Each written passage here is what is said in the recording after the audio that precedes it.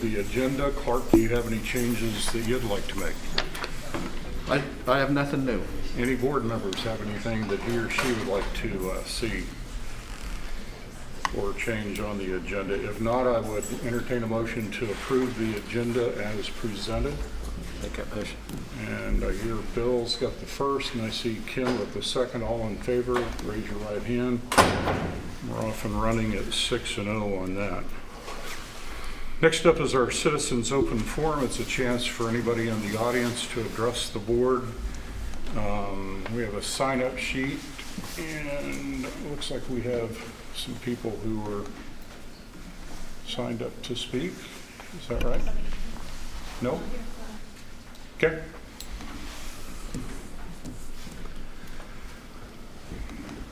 With that, we will move on to item number 5, which is recognitions, presentations. Clark. Well, once again, it's time to consider our second quarter Impact Award winner, and we're excited to have our recipient with us tonight. I'd like to start by sharing a little bit of the nomination information, a little bit about our employee and our recipient. Our winner tonight is Diane Weiss Rhodes, and she's a teacher at Haven Middle School. Diane is in year 29 with the school district, so that's always a special treat when we have someone of that tenure being recognized. She teaches social studies and science at the middle school. Student council sponsor, has been a prom sponsor, currently serving our district leadership team. A little bit of the nomination information. Diane is very thoughtful and caring with her students. The same compassion extends to her colleagues. Diane has embraced the district's theme of being adaptable this year. I would say if you haven't embraced that theme, you've missed out this year. She is open to change and doing whatever is best for the students. Her patience with students is wonderful. She's had a huge impact on many students. If you're not familiar with one of our procedures we use, it's called relationship mapping, and it's really a telltale sign of how well our teachers and our students are connecting, having a positive working relationship. And this nominator has notified us that she was one of the highest scoring people in our middle school and high school on that. So that tells you a little bit about what our students are saying about Mrs. Weiss Rhodes. Parents have been complimentary of her ability to connect to her students during remote learning. And I'm going to ask Jessica to share a little bit on that as I finish here. She's represented her peers by being on the Teacher Association and continually advocates for staff members. As I said, she is a student council sponsor, has been for many years, loves to get students involved with the school. She's currently serving on our district leadership team and continually represents the entrance of Haven Middle School. Jessica happens to have a personal story that I've asked her to share from remote learning, and we talk about being adaptable and meeting our kids' needs. I just ask you to add to. Sure. I had shared with Clark that I was really impressed with Mrs. Weiss Rhodes during remote learning. I am fortunate enough to sometimes check in and see what's going on in my daughter's remote learning experience, and I heard her say at the end of class, now I want you students to get up away from your devices and move around, do something, productive or move around and get some activity. I can't exactly remember the words she used, but she was essentially getting them away from the screens intentionally. And so I thought that was really a good way for them to, because I know that what most of them, at least my kids, will tend to do is continue to get on another screen when the school part is done. So I really appreciated that, thought it was a good piece of advice. And I also know that she holds them to task and does a really good job of balancing that. So I really appreciated that and thought that was a good way to balance it. So thank you. Yeah, thanks for sharing that. You know, one of our challenges is the social, emotional aspect of remote learning, and it's not ideal, but those kind of stories are what we like to hear. Diane, could I ask you to come forward, and Bryce will present a little something for you, and maybe right down here at the end might be a good place. Well, congratulations, Diane. It's always a pleasure to hand this out, and it's an award not given by us, but by your peers. And I'm always impressed to hear some of the comments that people have to say about the recipients, and yours is quite a list. 29 years, you've done much here, so we hope there's still a lot for you to do. So this is our USD 312 Impact Award for those who go above and beyond to support the students of USD 312. This is hereby awarded to Diane Weiss Rhodes by USD 312 Board of Education, January 2021. Congratulations once again. I don't know if you're up to shaking hands or fist bumping. And it's always kind of mandatory that the honoree has something to say, so we'll sit back and listen. That's probably the hardest part. Clark failed to mention that I was 10 when I started here 29 years ago, just so that you understand that. You know, there are so many great things going on in this district and so many great people.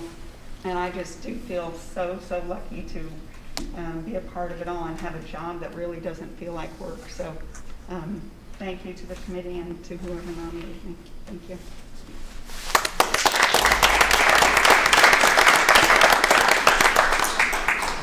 And Bryce, I might remind you, you know, we'd select 4 of these, and one of them will be our Employee of the Year. So she's now in the running. For that. I mean, that could mean we could bring her back another time. So. Well, congratulations once again. I think we have a presentation or two, maybe, Clark. Yeah, we have Sarah Sipe from Landmark Architecture back with us again, and although we haven't gone so far as to hire a construction manager, she's still progressing. We hope, anyway, so we'll let her. I think we'll talk a little bit about that construction management process since you brought it up. Hopefully, each of you has had a chance to look at 3 proposals that were sent in. We had proposals due back last Thursday from construction management firms that were hoping to be involved in this auditorium remodel project. And we did get 3 back. 3 qualified, I believe, firms responded to that request for qualifications.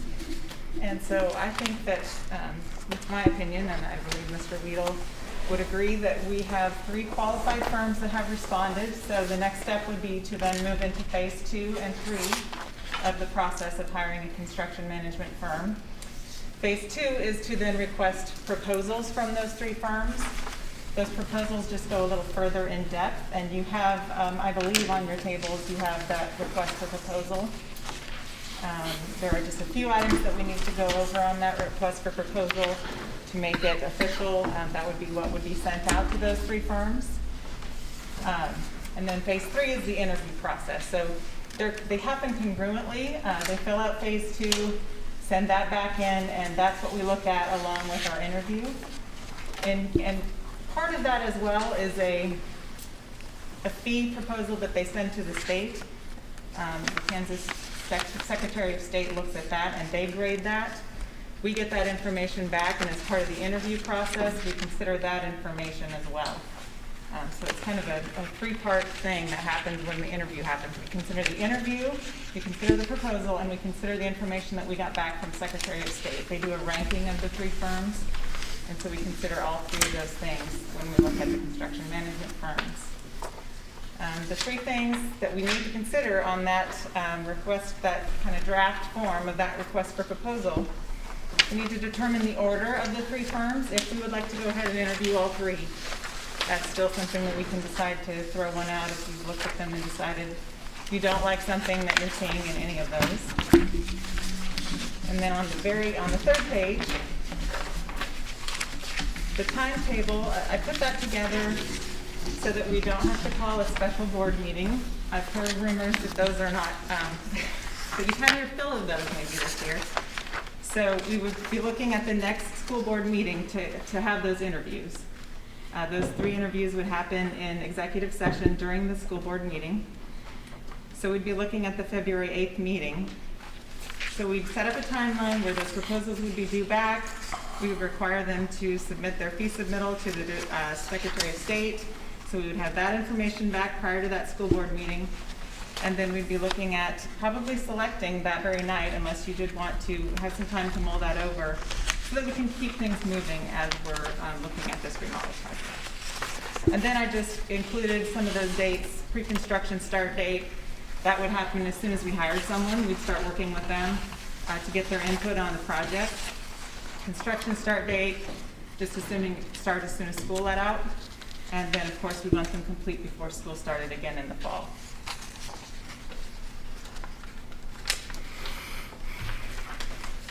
And then a few other things that I have questions for Mr. Weedle on that he and I can work out before I would send these out as official proposals. Just some little housekeeping things about who questions should go to, whether it be me or him, and who the proposals officially should go to, whether it be me or him. Since it's construction manager at risk, we don't have to take necessarily the lowest bidder, right? Yeah, and that's the thing about the bids. Once we hire this construction manager at risk, we won't have an actual number until we've hired that one person. So they'll be taking bids from the subs, and they'll give us a guaranteed maximum price for the project. Okay. So then any savings that would happen would go back to the district. Right. But we really aren't going to be even seeing final numbers from these 3 firms. We would only be hiring a firm that then would get a guaranteed maximum price. And so they would be taking sub bids that would be bid out. But the guaranteed maximum price that you'll get back is one lump sum number. We won't ever see they won't ever see the contract documents. The 3 firms won't. Just the one that we hire will see the contract documents and get a bid back.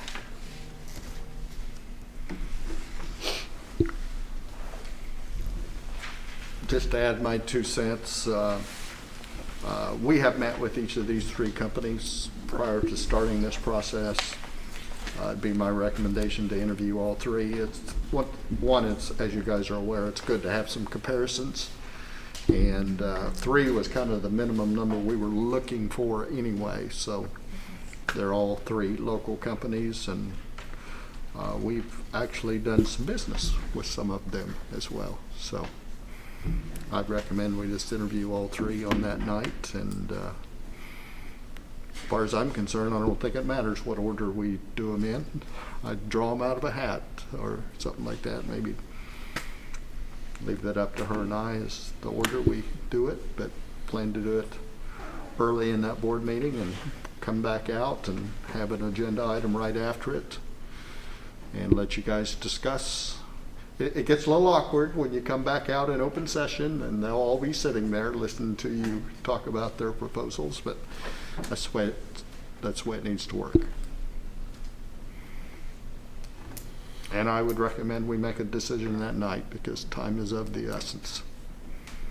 Okay, so you're not really asking for any action or a vote from us tonight? Only if there was, I would call it a hiccup, if there was one of those that you said, no, let's not Okay. interview those, and we need somebody to So say does that. any board member have any questions about the process or have any concerns about any of the 3 candidates that are before us?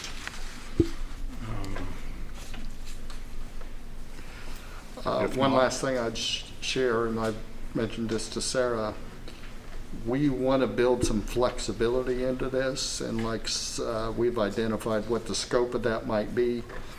For instance, the sound system and the lighting system, we will probably try to build those in as potential alternatives. And so if the dollars come in at a number that makes us all swallow a little hard, we can say, yes, we want to do the project at this number, but we don't want to do this. So. And those would be identified as alternates to the project when we send those contract documents out. That really won't affect our interview process. It won't affect, once we hire a CM at risk, they'll know going in with the contract documents what's an alternate and what's base bid, and it shouldn't affect anything when we interview. Okay. Well, I'm satisfied with what you've done thus far, and I'm eager to talk to them on the 8th. Okay. So, I've allowed in here 30 minutes per firm. It may not take that long, but it very well could, so that could get to be a long meeting. don't we have to ask them the same questions? No, you No? don't have to ask the same Okay. questions. Okay. Maybe I'm confusing that with somebody else, a personnel matter or something. So, No, the 30 minutes is really for them to present themselves, to present their proposal, and more than likely, they'll bring a couple of members of their proposed team. So they'll introduce their team, give their proposals, and if we have questions for them, or you do, that's the time to ask those questions, and then when we're back in open session is when any discussion or any action would have to happen. okay. Some of you were involved when we did the bond project and know a lot of it's them presenting their information. I did find a document that shares a few questions that could be asked from school board, so I'll share that with you guys ahead of time. I do like them to be consistent type questions, but they don't have to be. But I'd go as far as to say, and this is up to you, 30 minutes seems like a long time for each of them to me. I'd be willing to cut that down a little bit. And we'll tell them ahead of time, so they're, maybe if we say you have 10 minutes to make a presentation, or another 10 minutes for us to discuss with you, maybe we could cut it down some. That seems like an awful long meeting of an hour and a half for interviews. And just to make everybody clear on this, we're not committing to anything at this point. We're just seeking proposals. By hiring the construction manager at risk, you're committing to at least getting the guaranteed maximum price from them. And if that does come in beyond a number that you're willing to commit to, you certainly don't have to sign that contract and commit to the work. That's correct. Okay. Yeah, that's a fair That's statement. what I was looking for. Mhm. So, all right. Well, if nobody has any other questions of Sarah, I appreciate you taking the time and coming in tonight. I do want to at least just share a little bit of what we've been doing in the office, just so you see that while this construction management process is happening, we're also working a little bit on the project itself. So you can see that we've got just the layout for the new seating, and kind of what the auditorium is going to take shape and look like. We've kind of come up with a layout for some acoustical panels on the walls. Obviously, we'll be getting an acoustical consultant involved and make sure that everything we're doing there is appropriate and will provide the correct level of acoustical treatment. But we also, the designer I have working on this is way beyond what it probably needs to be at this point, but he also went ahead and started to do some fun things with what it could look like visually when you're in that new auditorium. So just an idea of what we could start to be looking at in terms of acoustical panels on the ceiling and walls, obviously the new seating, new carpet down the aisles, new curtain, even some new graphics, just a little bit of that, kind of some branding in there, getting the Haven logo in there and some things like that. So just to show you what's kind of been going on in our office. And obviously this gets some school colors in there and some fun things we like to do, but we can certainly tone it back and mute it down a little more, make it feel a little bit more like an auditorium, not quite so much rah-rah, gymnasium type thing. But just you see that things are also happening in the office while we're working on that construction management side and getting them hired. So, and we'll be coming back, of course, once the construction management firm is hired, when we've gotten into this and met with lighting and sound consultants and all of those things, and getting input from the board on the direction that we go with everything. But just wanted you to see some of the process to this point. Any questions? Comments? Yay, nay on the gold and black and gray. I think it's good. He did have yellow seats, and I took those out immediately. I said, Oh, "That's yeah. way too much gold. Let's mute that down right away." And he did it reluctantly, and then admitted, "Yeah, that's better." So is it looks carpet all the neat. way through underneath all No, the it's seats? just or carpet down the aisles. Okay. And we're looking at what would happen under the seating, and really I'm thinking that a polished concrete finish there is our best option for maintenance and a couple of other reasons. Because if you put any other flooring, you're still dealing with what you have to do to finish and maintain that. So polished concrete makes the most sense there. But repairing what you have and then polishing is what we're going to be looking at.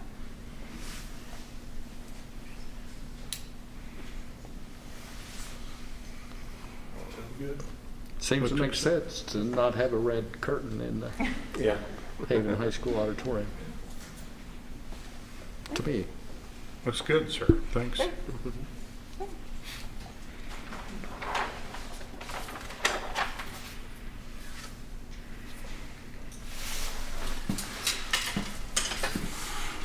right.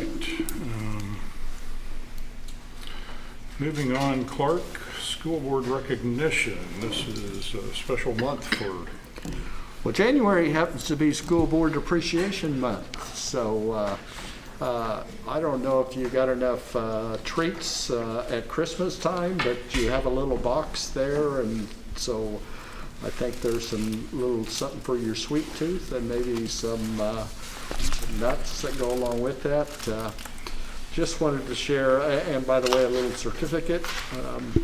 It's always my hope that you're proud to be a school board member for this school district, so if you would consider posting that somewhere or giving it to your spouse or something. I don't know what you're going to do with it, but you know, we've recognized with our staff, and some of you guys were involved when we went out and did our retention checks, and that was a nice thing, and there was a lot of positive vibes with that, and I hope you guys appreciate being a part of that. But I tried to make sure they realize you guys have been part of this grief and these challenges and these tough decisions just like anybody else has.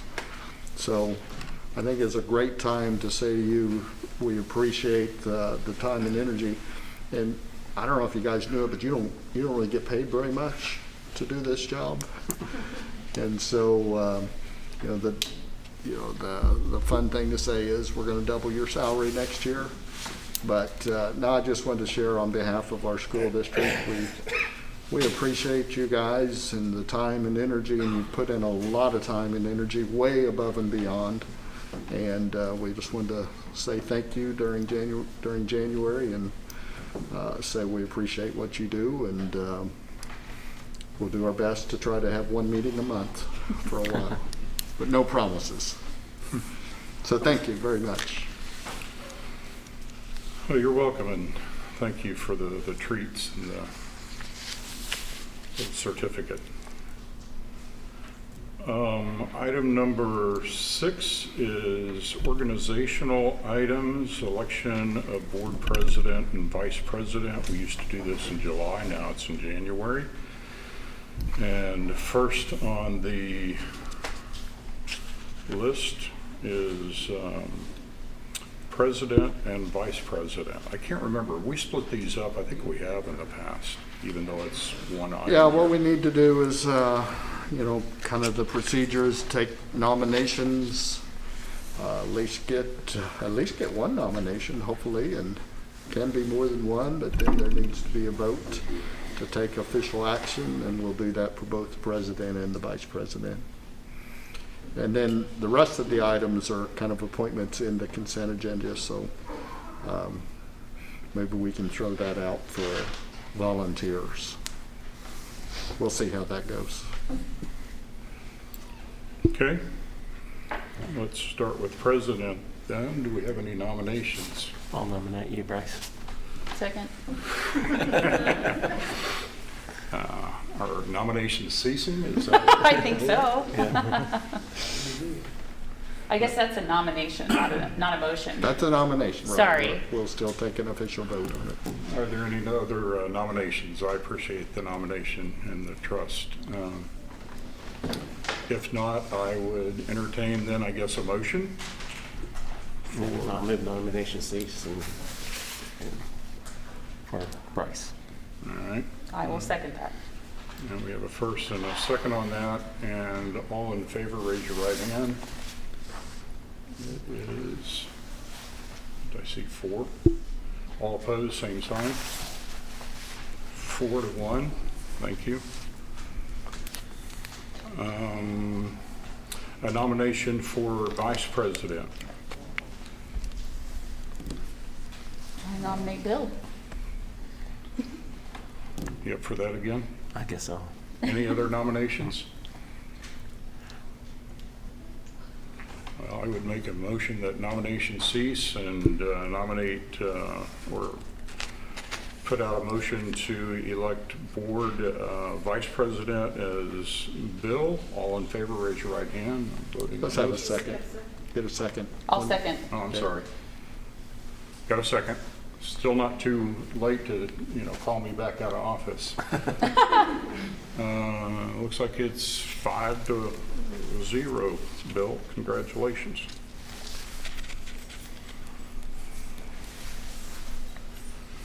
Next, we're moving on to our consent agenda, and we do have some blanks to fill in there, and we're appointing different people to fill in these various positions. First up is our representative to RCEC. For those in the audience who may not know, we have a representative from the board who represents us monthly at the RCEC meeting. It involves travel, it involves extra work on their behalf. Ken has done a good job the last 2 or 3 years. I can't remember exactly how many. 2? Does anybody have any names they would like to put in there for our representative? Are you comfortable with continuing, Ken? Yeah. If that's what the board wants, I'll be happy to serve. Okay. Is everybody good with, I don't think we have to vote on that as part of the overall consent agenda. So I Right, think there you we've go. got consensus on Ken as our RCEC representative. Next up are our board negotiators that represent the district at the contract negotiations each year. Our present negotiators are Jessica and Dustin. I think by not being here, Dustin doesn't have a choice no matter. Jessica's here. Are you comfortable in continuing that? I will. Does any other board member have an interest that would like us to know about tonight? If not, if it's okay and everybody's pretty much in agreement with it, we would plug those 2 names in, Dustin and Jessica as our board negotiators, and one more as our Education Foundation board representative. Bill has also done this in the past. Is there any interest in, I'd love to see people get involved in doing extra work on the board. If you have an interest, let us know about it. I don't hear anything. Bill, are you okay with continuing that? I'll continue. Done a great job for us in the past, so we appreciate that.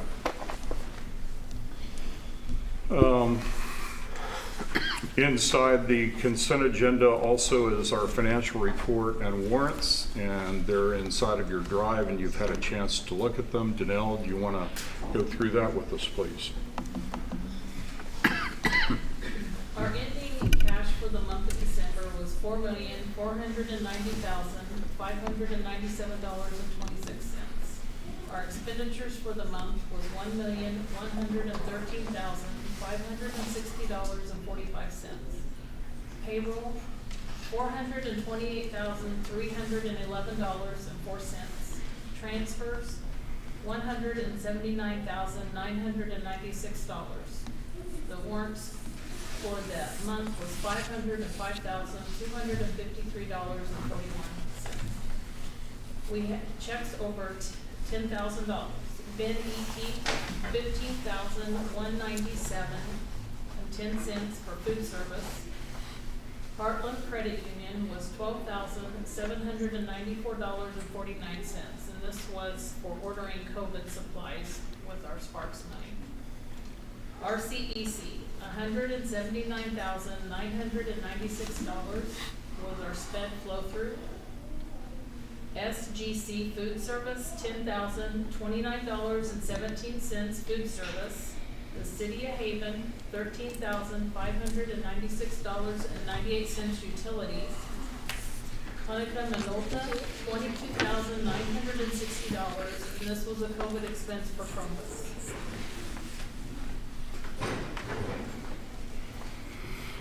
Does anybody have any questions for Danelle on her report? Got a quick question, if you don't mind me asking.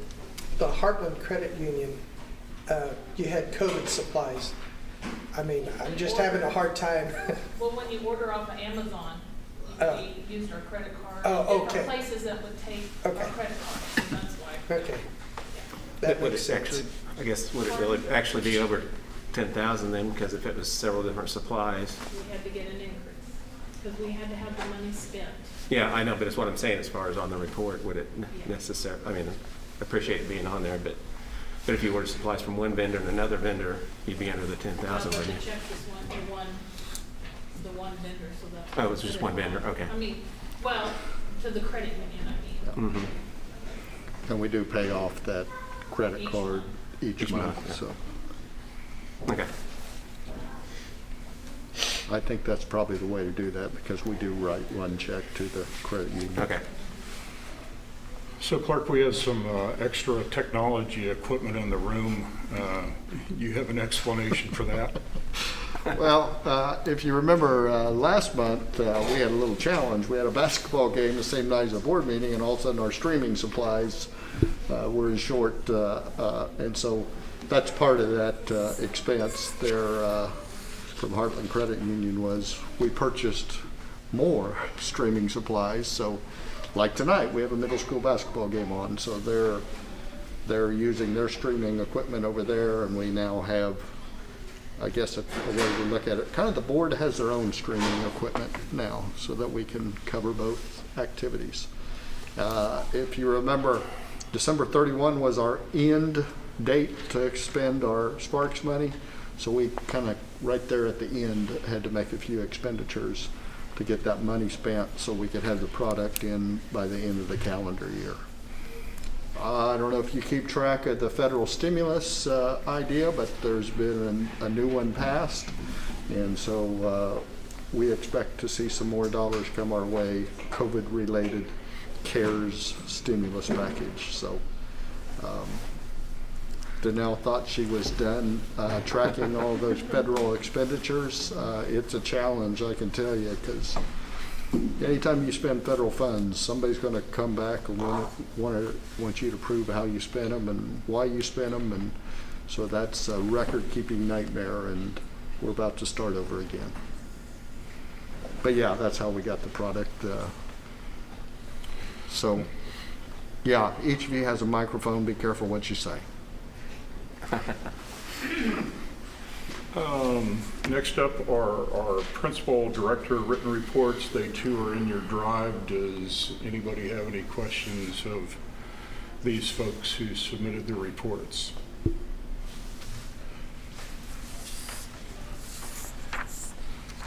Dr. Moore, I have a question on your report. You reported here that parent compliance with the mask wearing, that's at our basketball games about 90%. Hopefully that comes into 100%. Yeah, I'd say we're probably higher than that now, at our game of the night.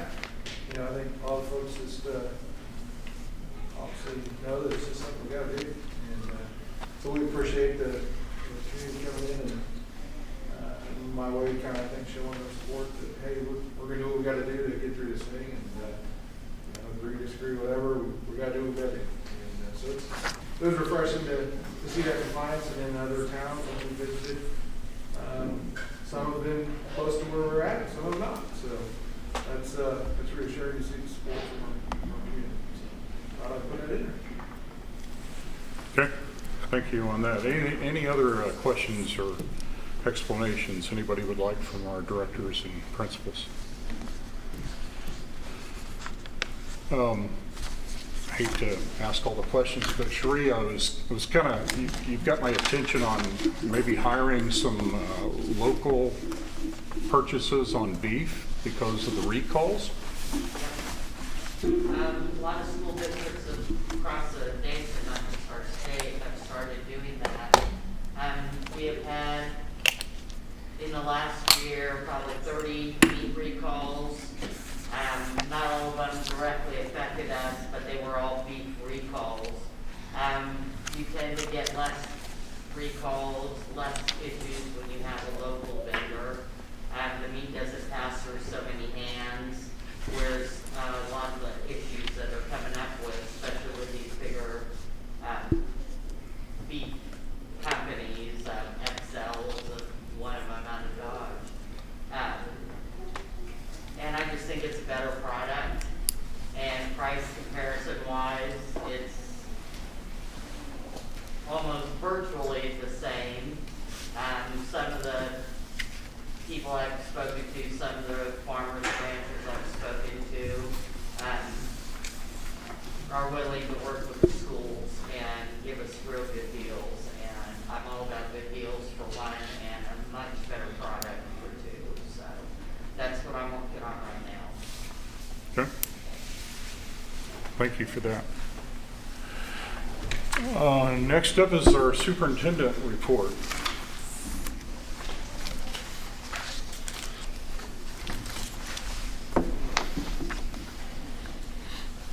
One of our board goals relates to retention of employees. So I wanted to get a jump start on our new staff.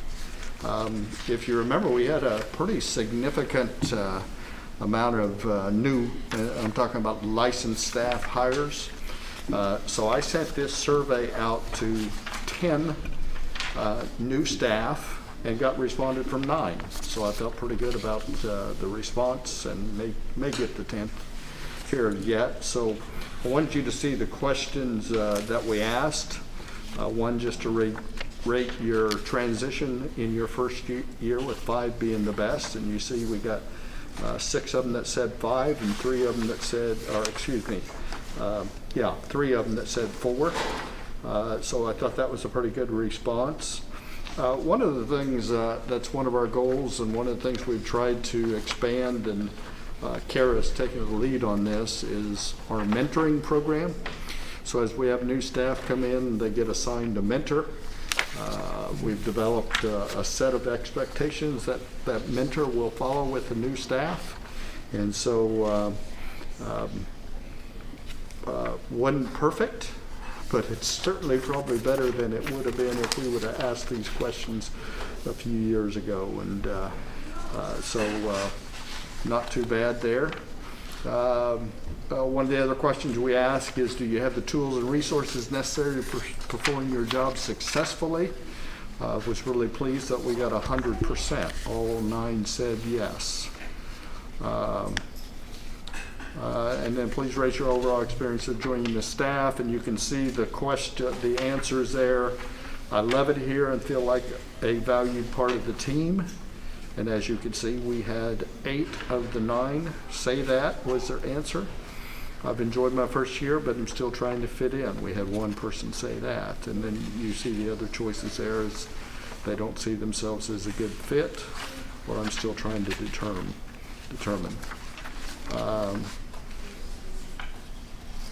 I missed a question there underneath the one about activities. Please provide any suggestions you might have to improve the district's support of a staff member coming through our district in their first year. And if you want to go back and look at individual answers, after the first 2 pages, they're all individual surveys, so they have all that information written out. But some of that was in the back of page 1. But I'd say for the most part, we're getting some good remarks there.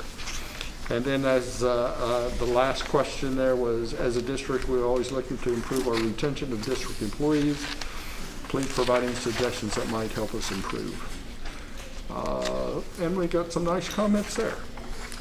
And so I would say overall, I was pleased not only with the response, but pretty much a positive response.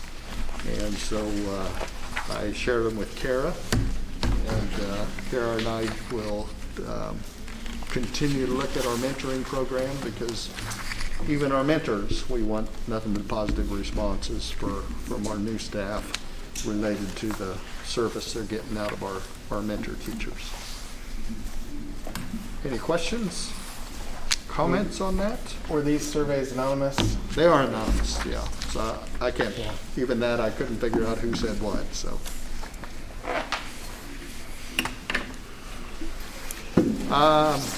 Second topic I have was wanted a vaccine report.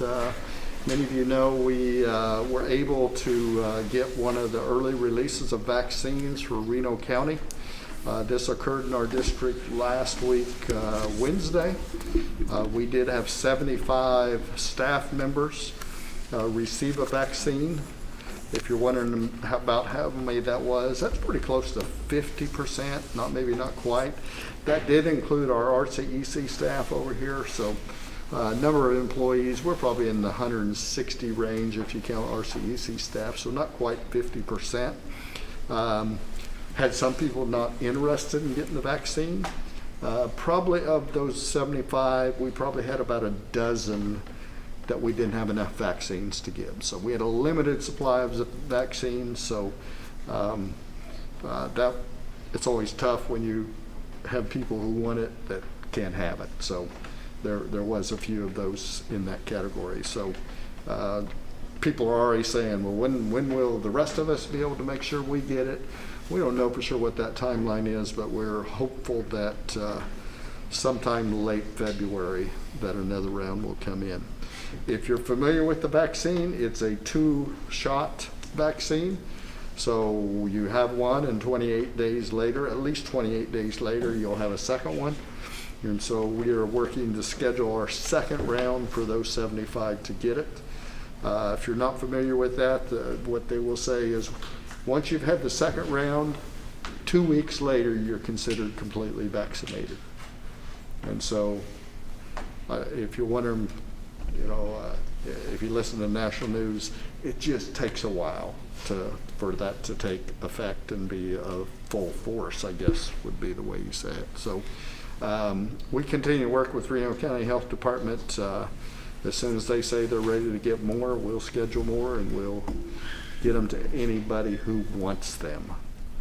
And obviously some people, not everybody wants them. We understand that, no requirements. So. Question on vaccines? Clark, one question I had. I noticed in the information you sent us that one of the precautions was do not take this if you are pregnant or plan to become pregnant. Have we highlighted that to our staff that that's one of the cautions with the vaccine? Yeah, I don't know. I'm trying to remember what I provided you, but they provided us a fact sheet that I sent out to all employees, and I'm finding that there's mixed opinions on that whole pregnancy deal, because I know I followed up with the health department and they kind of come back and says, consult your own doctor on this. And we had some that did, and we had actually some that when they consulted ended up not having the vaccine, and some when they hadn't had the vaccine. So I don't know what their answer is. It's just like anything else, depends on who you answer. Oh no, that was just right in the insert. That was why I. Yeah. So the people that made the vaccine said that. Yeah. So you're right. We had some mixed feelings on that, and some took it and some didn't. But yeah, we tried our best to provide the best amount of information we could. And in the end, if there was any question marks, we would always say consult your doctor and see what he says. Thank you. I would share, I use the term capital projects. If you remember, last week or last month, we approved some work to be done at Yoder Charter School. The last thing we have asked is something, we've asked one of our contractors that's already coming to do some of the work, if they could look at the awning in the front of the building. I don't know how many of you guys like the way that looked, but it was something we didn't think is all that appealing to look at. And so That's one more project we're going to look at out there to see what that might take to kind of redo that awning and the posts and the overhang and things like that. So we have a company that is looking into that for us. And I don't necessarily want to steal Bill's thunder from the Education Foundation because we didn't talk about this, but the dinner auction has been postponed. It was scheduled for February. It won't happen in February, and we're considering a May date, and maybe even considering having it outdoors. But we're hopeful that we can still have it in some form or fashion. It is a nice fundraiser for our district. That's all I have. Anybody have any questions for Mr. Weedle? If not, we'll move on. We've got minutes from December 4th in your drive. Does everybody have a chance to look those over? Any corrections? One correction on the approval of the retention bonus. Bryce stepped out, so it should be a 5-0. I sure did.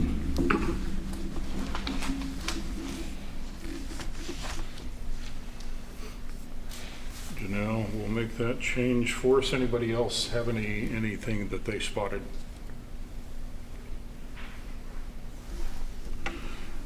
Resignations, that's also on our drive.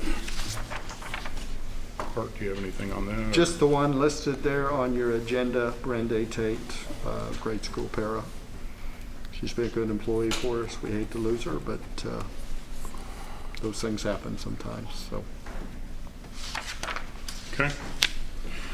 With the amendment on the minutes from December 14th and the names filled in, I would, unless anybody wants anything pulled out specifically to deal with, I would entertain a motion to approve the consent agenda with the amendment mentioned.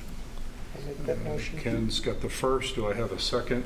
Paul, thank you. All in favor, raise your right hand. And we're at 6-0 on that. We're moving on to our action discussion items, and the first one is addressed in one of our board goals as marketing the district and its wrestling consideration. Clark? Yeah, wasn't quite sure when it's time to make a decision on that. I've asked a few of you, and I know there was some interest in getting on the agenda for tonight. But I actually checked with our administrators. I said, what other questions do we need to know? What other pieces of information can we provide it? And I think I asked you guys if there was other pieces of information that needed to be provided. I think we've kind of exhausted those. So if you had any other questions, we'd be happy to answer. And then I just kind of put it back on there and said, kind of to the point where we can decide what we want to do there. And if you remember, we did approve to have a facility repaired, the basement facility, so that occurred last month. So not sure what the timeline is on that. We'll have to see what the company says, but we've kind of determined that that would be our location. Even though there's some interest in a whole new building, but that's my opinion. The basement would be the location for wrestling if we were to approve it. So, Ward, what's your pleasure on this? I'm not aware of, I think somebody asked that it be added to the agenda. Do you want to start us off with discussions? Well, I guess I'm the one that started this whole thing rolling back in, what was it, October? Because I had people ask, and I said I would follow through with it. And so that's why it's at this point, is because I've had enough, and we can see the interest that's lined up. And I think at that time, we didn't know that this was that kind of interest lined up, wanting wrestling. And I did forget, and so this is my fault, but I was going to check and see once how many people we got like enrolled in tennis, you know, versus, because some of those other sports are very small sports. And wrestling would be a small sport too. but I think that we need to go and accommodate these young people because there's other programs that are very small. And I've gotten a number of emails from people wanting me to support that. And I'm sure that you guys have too. So that's why I would like to bring it to a vote tonight so we can help these students achieve some of their goals, what they'd like to do with wrestling, with a sport. They may not be ones that enjoy basketball or tennis or track or cross country, but if this is something that they can do, I think that we need to give them this opportunity to perform, to shine, like we have some of the other students. Thank you, Ken. Anybody else? And I think we owe it to them to give them a vote tonight because they've been coming back week or month after month, and we've been kind of putting it off. And if there's nothing else we need to know, we've got a place for them. I think it's time to have a vote so they have some certainty. Okay. Anybody else? I was also in support of putting it on the agenda for tonight, and I've had at least 6 people just this time around contact me directly in support, and I know that in the past we've even had somebody did a survey in the younger grades to make sure that it wasn't just the ones that are getting ready to be in the program, but also some younger ones feeding into the program. And we have a location. There's a little bit of a cost above that, but we've got, I think, counted 20 people standing here in support of it, and I think it's a growing sport. I'd like to put it to a vote as well. Okay. Clark or Jared, either one, can you refresh our memories? What's a ballpark figure on the cost of this estimated? Jared's out tonight. Okay. I didn't We see him. continue to have some, well, let's just say he's out tonight. Travis, you happen to remember the number? The number he brought was like 40,000. But that did include, the costs of the first year, like the coaches' costs and. I think we had basic repair built in, that's what we'll Okay. the verdict for that would be. You say you had the basement repair in on that? I think that was, I believe you put it in, I'd have to look. I kind of remember it being 'Cause I- part of it. Yeah, I do too. Do we have a coach? Or does that come later? Chicken or anything there? We've done some work to see if there's someone on staff that's interested, and we think we have at least one. And just for clarity, the proposal or the dollars amount that were shared was for a high school only program. So it wasn't middle school and high school. And there are some schools in our league that do have middle school, but we would be talking about a high school only program. So, I've said it before, I love the sport of wrestling. So I would love to see it back. There are 2 questions that keep coming back to me, and that's if we're able to afford it, sustain it. And I can remember in my 10 years on the board, it's come up at least a couple of times before, and the fear then was always, what do we say to the next group who wants to come along and start up a sport? So I'm not opposed to it. I just, would be comfortable in having those questions asked. And I know there's, if we're waiting for the perfect time, you could make all kinds of arguments with the pandemic and everything else that's going on. It's a struggle to stay in school. So why in the world are you doing something like this? I think we've got to have vision. I think if we're waiting for the perfect time, that'll probably never happen. So I'm comfortable with voting on it tonight. Does anybody have, and I'm going to support it as well. So if anybody has any further discussion or would like to put a motion to the board, I'm happy to hear it. I'll make that motion that we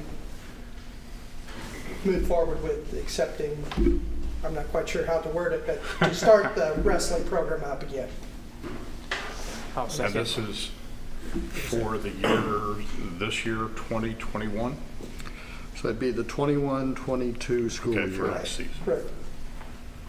And I think I saw your hand. Is that a second? Yes, sir.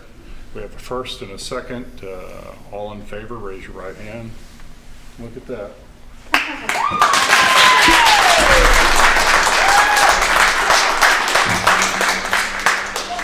Thank you. Well, best of luck. I hope it works out. I'm looking forward to it, so. All right, some accomplishment in 2021 so far. Anything else on that, Clark? What's our first step? Leave that to- I suppose Jared will need to look into what supplies that we'll need to order. Obviously, the mat's the first thing that comes to my mind. Probably getting our old mat back from Halstead might be an early step, but probably until we have the facility fixed up, weatherproof, waterproof, and can do some painting and some refurbishing down there. And like I said, I'm not sure what our timeline is on that, but Clark, I included his financial report on that from earlier, just so you guys have it for reference. In a drive. What he's already considered and what we did when it comes to uniforms, coaches, all that. So it's on a link on his activities report for this month. I went ahead and just dropped it on the bottom. All righty. Moving on to action item number 2, and again, this fits into another board goal of ours, retaining employees, and that's consideration of the COVID leave extension for the district. so in your drive, you have a document titled USP 312 COVID leave policy. If you recall, the original COVID leave policy allows for staff members who are directed to be on quarantine to get with up to 80 hours of leave, so they can be gone for those 10 days, 80 hours of leave, without taking any of their own personal leave. And so it's really called COVID leave. The district picks up the expense of covering for them, whether that's whatever kind of sub we have in there, but they're able to have COVID leave without taking their personal leave. That expired on December 31. That's why it's back on the agenda. We've already had some people say, can I still get that? I don't think our quarantine is over with by any stretch of the imagination. We're going to still have people that are going to want it if we offer it. It is my recommendation that we extend what was available to them from the first semester into the second semester. So for someone that's already used their 80 hours, they don't get more. But if somebody hasn't used their 80 hours, it's still available to them.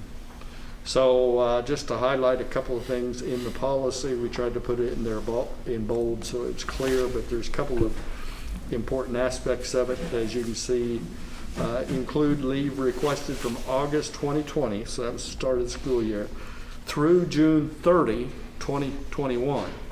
That's an important aspect because we're talking about potentially classified employees, hourly employees that can apply for this as well, and that's some of our biggest concerns sometimes. So we're trying to extend this to the end of the calendar year.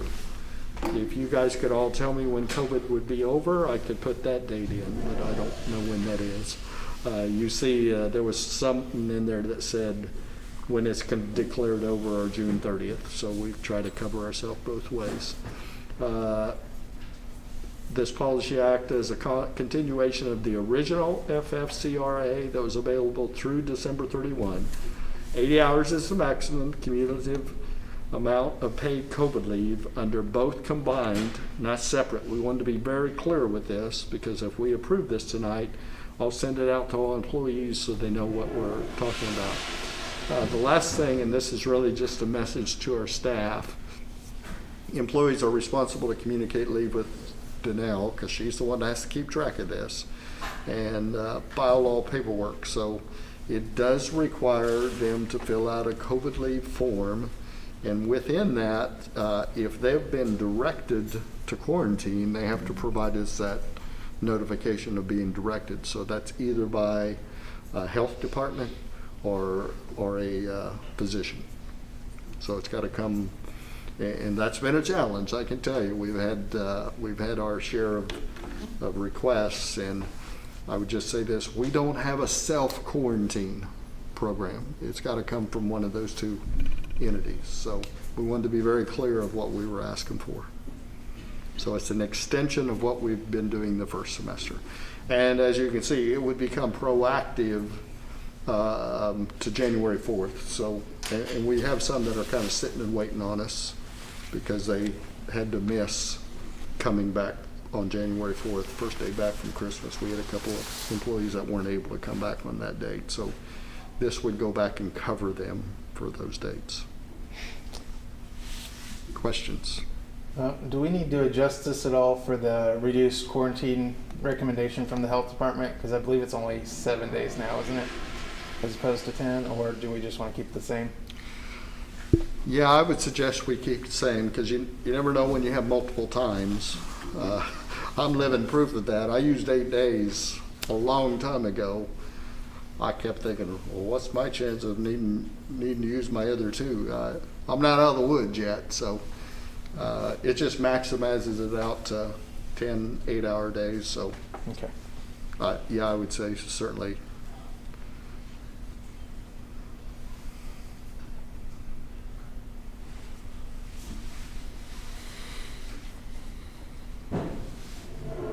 Anybody else have any questions?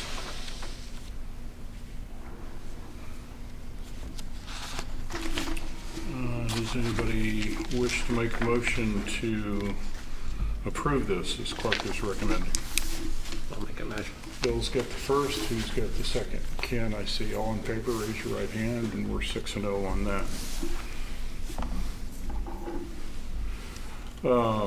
Number 3, KASB policy updates. It's our first reading. Clark? One of our favorite topics is updating our policy book, and at your table I've given you a document that looks like this, and I'm going to really just go have you turn past that first page, and this is really the page I want you to see, because this is what KASB supplies, and I try to highlight several things. So really, this is what I'm going to cover tonight. If you want to go back and look at the specific policy, it's back behind there. But I'll just quickly, I hope, go through their suggested changes. Just for some of you that are new to this, KASB twice a year, December and June, provides policy updates. And so their legal team does an evaluation and comes up with changes. And sometimes you'll even have to kind of shake your head and say, really, that's all they're changing in that? But they're trying to be legally correct in all of our policies. So their job is to cover school boards. And so that's what they're trying to do. Okay, so I'm going to quickly go through this. First of all, on that section there, there's one on evacuations and emergencies. So these first couple are COVID-related adjustments. And so you can see this first policy adds health or safety concerns. If you remember a while back, I brought you a policy that we had in place to say, does this cover for the superintendent if I had to cancel school because of a whole bunch of quarantines? KASB went a step further, and now they're just going to write into the policy that health or safety concerns is a reason to cancel school. So that's the change of that EBBD. And then another one related to COVID, communicable diseases, is it starts saying the health officer can make the determination as to whether an employee is no longer contagious, and given them the opportunity to give a date when that employee could come back to work. kind of goes back what I just talked about, the policy, and that's something that we require. And so you're going to see GAR for employees, and a little later you're going to see one, forget the name of it, but it's for students. And so it's really the same change to the policy. It's saying the health department has the responsibility of determining when someone comes back to school, when they've met the quarantine guidelines and are ready to come back to school. Okay? JBE is deleting a form, and it's really related to the next one on compulsory attendance. If you guys didn't know, if we have a student that says they want to drop out of school, we're mandated to have a departure, I call it a counseling session with them. And so JBE is deleting the old form that it really starts talking to them about, if you graduate from high school, you're going to make this much money. If you don't graduate, you're going to make less money. And so that's part of the counseling session. So they're updating those procedures for us in this policy, and part of it is the financial aspect of it. How they've determined that, I don't know. I'm sure there's been a lot of research in it, but and then you can see in JBE they've come up with a new form, and I highlighted there the new form is going to document for us, which we've always had one. They've just adjusted it, given us a new form, that we have had the counseling session and that the waiver had been signed. So a parent really has to be part of that counseling session unless the student is 18. Am I right there, Dr. Moore? A student can sign themselves out at 18 unless they're special ed. So that's updating that form. The next one gets into JGCA, Health and Wellness. And it's really adjusting our health and wellness plans. And as you know, we have health and wellness for students as well as staff. And so you can see there's a sample district form there in JGCAA. And so there's been some edits made related to current health standards. JGCC, back to communicable diseases, as I said earlier, this is the student one. So this is giving the local health officer the same authority to determine whether a student comes back. And I can tell you we've had a few challenges of that. We sometimes have parents that they're ready for the kid to come back, and we've had to say, sorry, they can't come back until we have that documentation from the health officer. The next one is JHCAA, gang intimidation. I had to admit, when I saw this, I thought, I'm not sure we need that policy, but we do have a current gang policy. I went and found it, and this updates that. And so, as you can see, it's reflecting current criminal law. A lot of times, the attorneys at KSB try to come up with language that may be less offensive in how it's written and said. And so they've tried to be more 21st century, maybe I would say, in the language they use. Because some of these policies get outdated and terms and things like that have changed. So I don't know that we have to have a gang policy. I don't know that we have a gang issue, but it does give us some foot to stand on.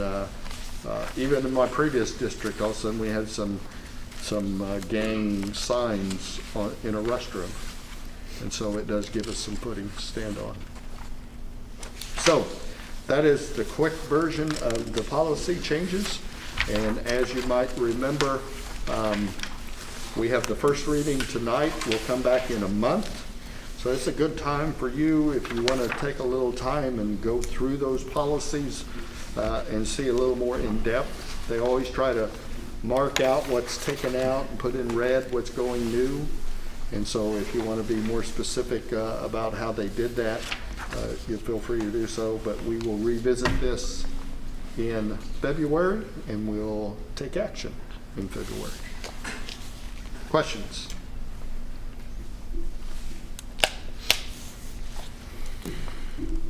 All right, well, we've got some time to look it over, and I would encourage you to do so. And if you have any things that you might not agree with, we'll have next month to be able to bring that to light. Item number 4 is executive session for personnel. And I would make the motion, I move the board to recess to executive session to discuss issues with current staff members pursuant to the non-elected personnel exception under KOMA, the open meeting to include the board at first. We will then invite Clark in at a later time when we're ready. It's 7:15 right now. I would say let's start with 20 minutes. So the last part of that motion, the open meeting shall resume at 7:35. That's my motion. Do I have a second? Ken, all in favor, raise your right hand. And we're at 6-0 on that. So we're going to move back. Yeah, Dr. Moore, would you check Katie's room? They told me they would leave it open, but you might double check. Same place you've gone the last couple of times.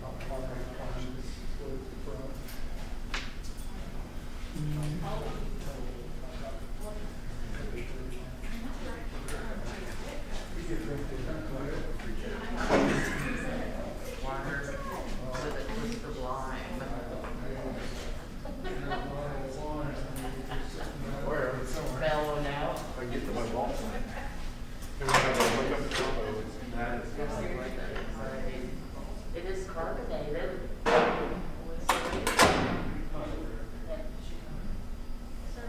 Thanks for asking.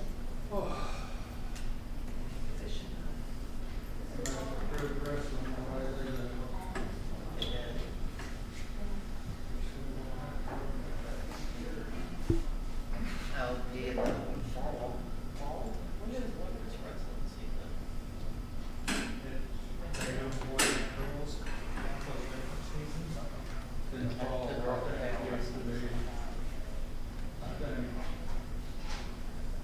Yeah, I've been around the school with my school, and wrestling was I really forget now, it's been so long since we had it. It's like during basketball season.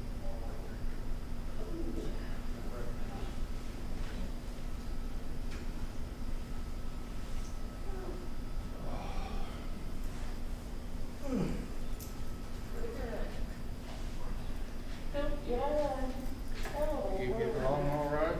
Well, yeah. Wonder how I sound. What? Well, I got a video. Why, if it's any better than last, now that I know all these toys. All those fancy stuff. I don't know. Unless you look at camera. No, I'm very impressed.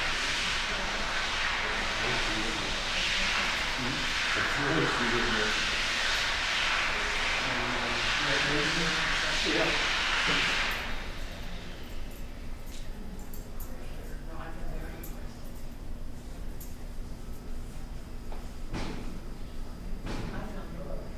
It's just, it's a last.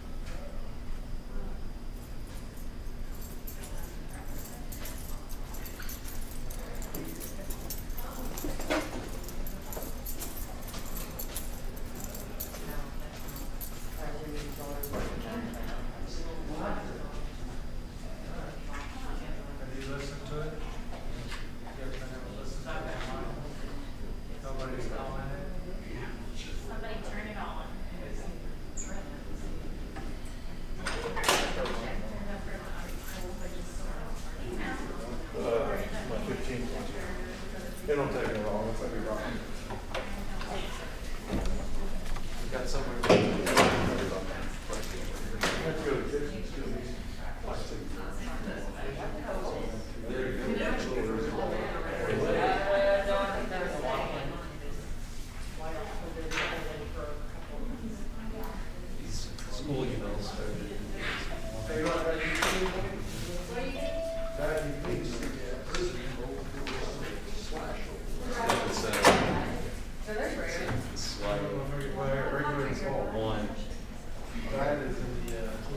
6. Dragons.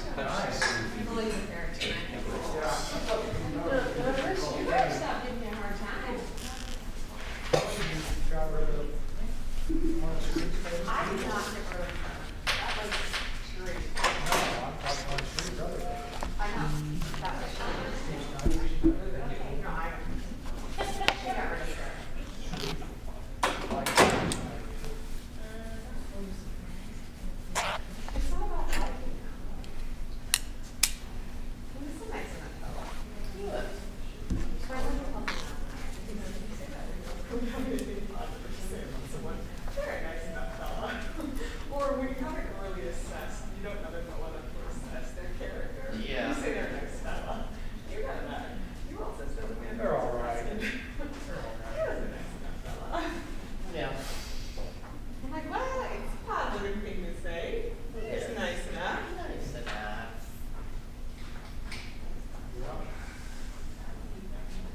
Well, just, everybody knows that the road is coming to building long term, and we'll take care of it. We haven't had a pot to call in. That's all you gotta do. That's what you should be doing. Not taste so good, What? not taste so good. I'm just not used to it.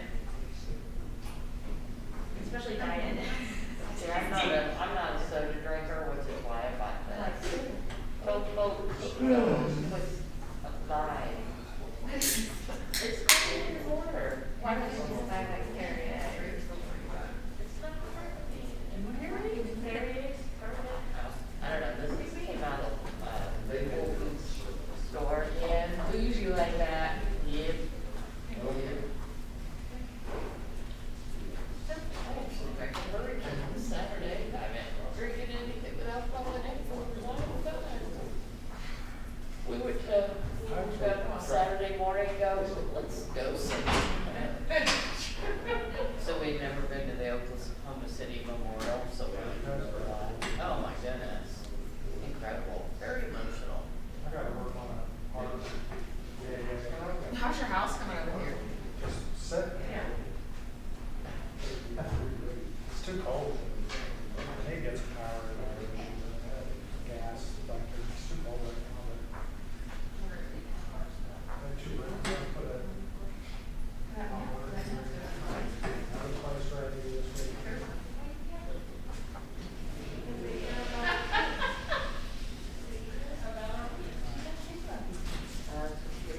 Slumlord.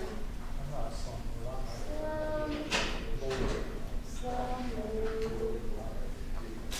So she's Slumlord too. He's slumping, I'm stepping above slumping. Lord of Slumming. Mr. Joe.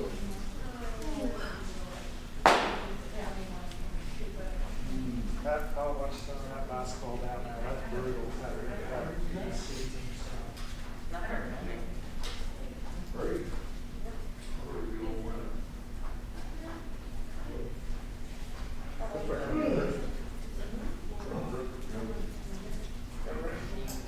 God dang it. Are you still taking classes?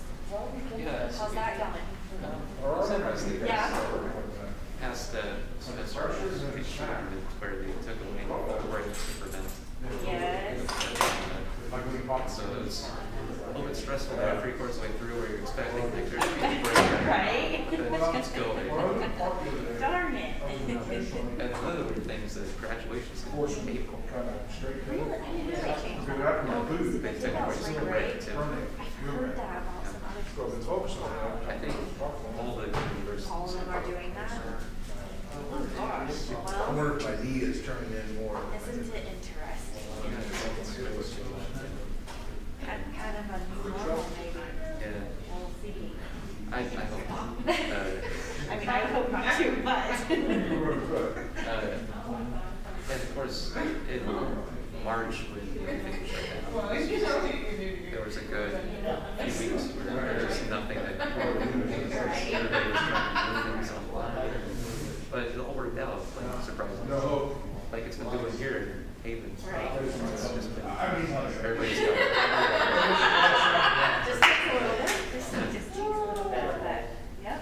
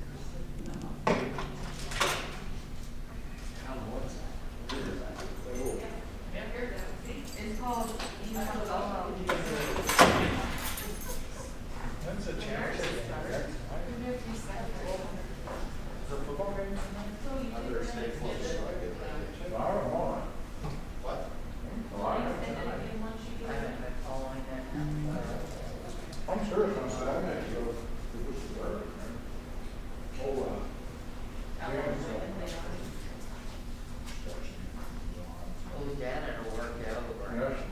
Mhm. Well, that's kind of what I can pay it. Go to PT, man, woo, it's expensive. Mhm. But, I'll tell you, I like it for my heels. Oh, this is good. It is healthy. I said, That's great wrestling It's almost like, I mean, it's 6 kids. Yeah, I've been bruised with that. They do it on my neck, and they do it on my lower back, and I bruise. Wrestling? I'm for my trap up here too. 3 years ago. Or. Oh. Good power. No, I have a hard time paying for those things on the PE teacher, you know, even facing myself. Yeah. But I did. Tasted it, man, that was crazy. Felt like taking a layer of skin off. It hurt. Oh, bruise you up. The whole section on ghosts and Well, magic. oh, that would do it.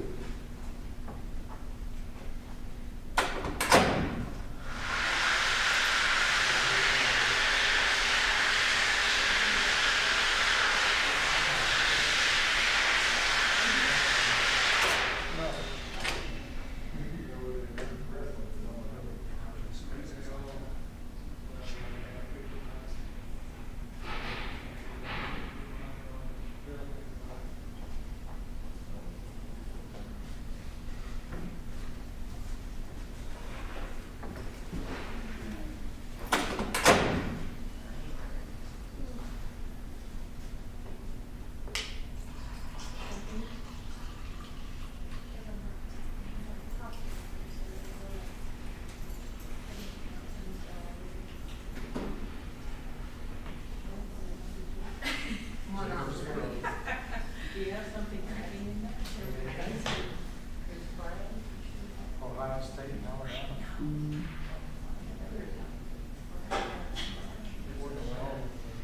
Ohio State won.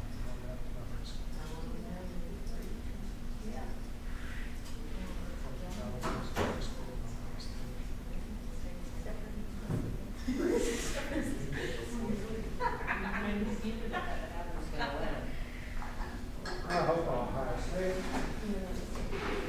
Oh, no,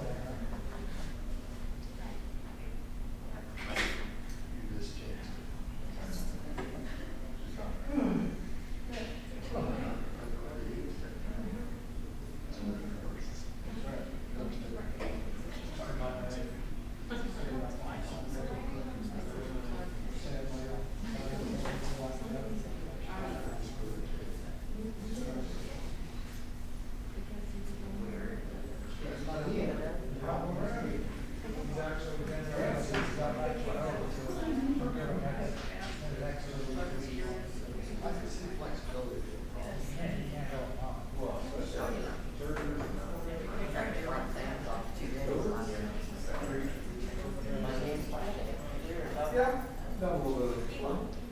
Yeah.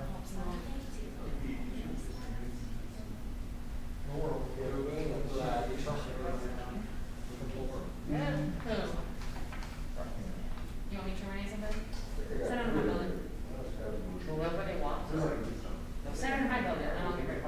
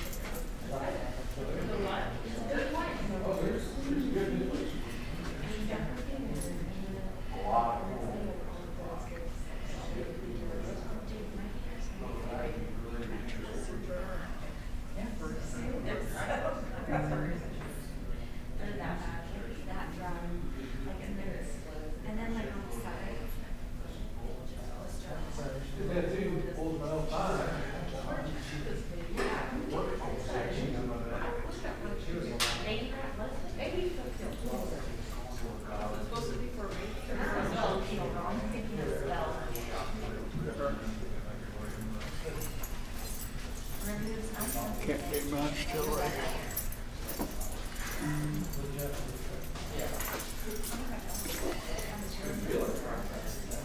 Is that one deal?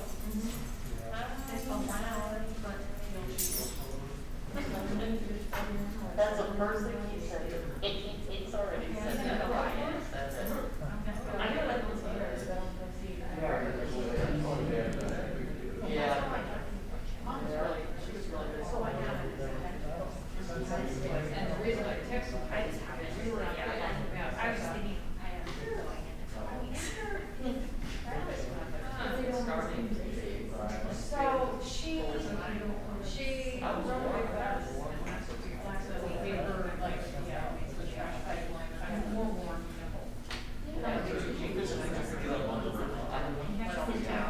It's full of person.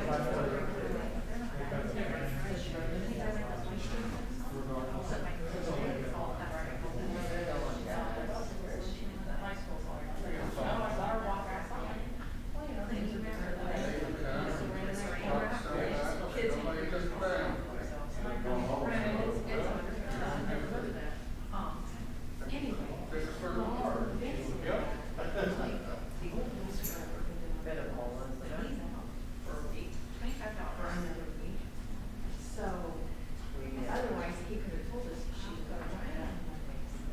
Well, and see, that's why I get mama and I talk to her. Giving us options all through this shutdown. We were delivering door to She told door. me that, she says, you know, she's supposed to Yeah. go 5 days a week, Yeah, and I'm like, you want to pick up there? Partridge and Mount Hope and Lanier, we delivered Well, she's not gonna ride the bus anyway. to their door. Because mom's all transported to Mom said, and "I'm from just ordering And now the school somebody. staff did. You can't, because tested, because not. Well, they're trying to do it. When you sign up for it, it's like. I changed my mind. Yeah. What is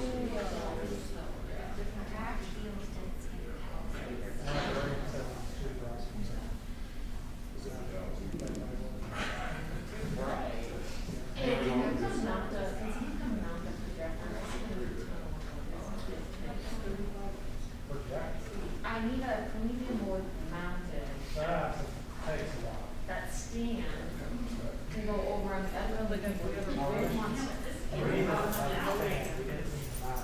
Well, I know, but this way, you mounted, and you gotta stand. And then they got a little bit. Really? Well, mine are- I saved the world. We have recent time on the first one, back in open session. I don't have that motion in front of me. Do you have that? Take his ditto.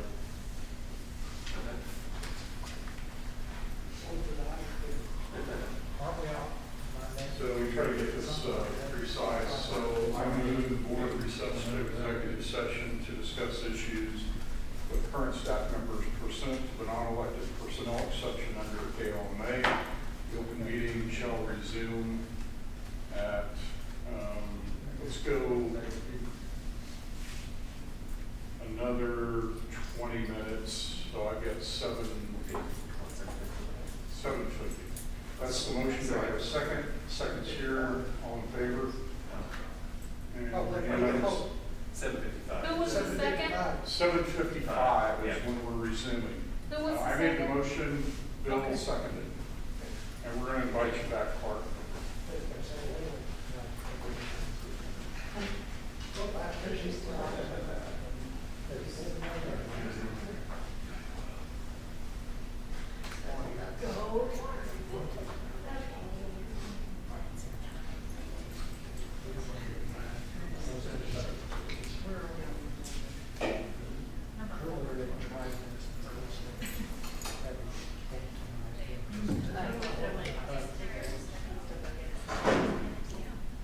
You're in executive session right now.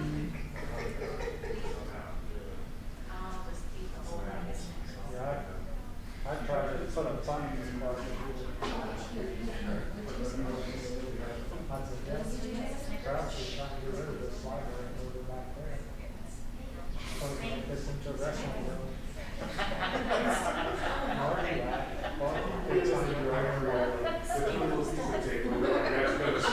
put it in a bag. Like I just did that thing out, stuck in it. I wonder if they were all like, we'll be right back. Got a couple of masking tape on. Yeah.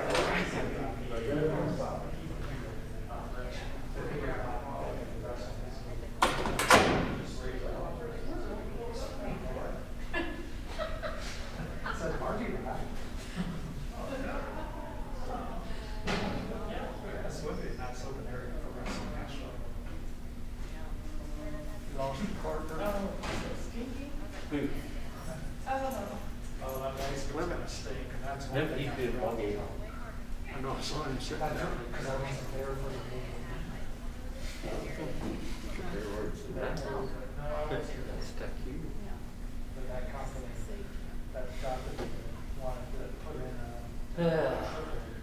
So you know where you'll have to get everything to work. Yeah.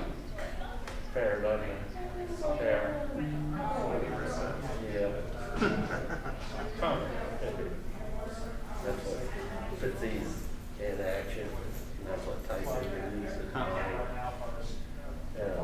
The ones above just turn on this stuff.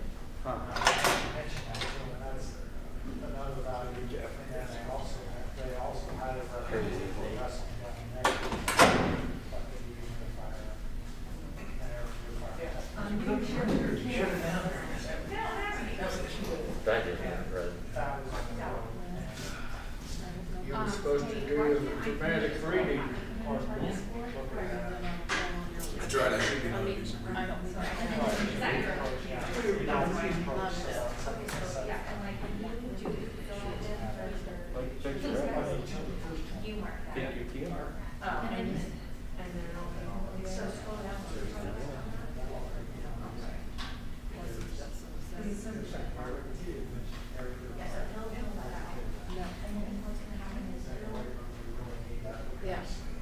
It's closed now, right, or is it? No, it's still just reading. Error.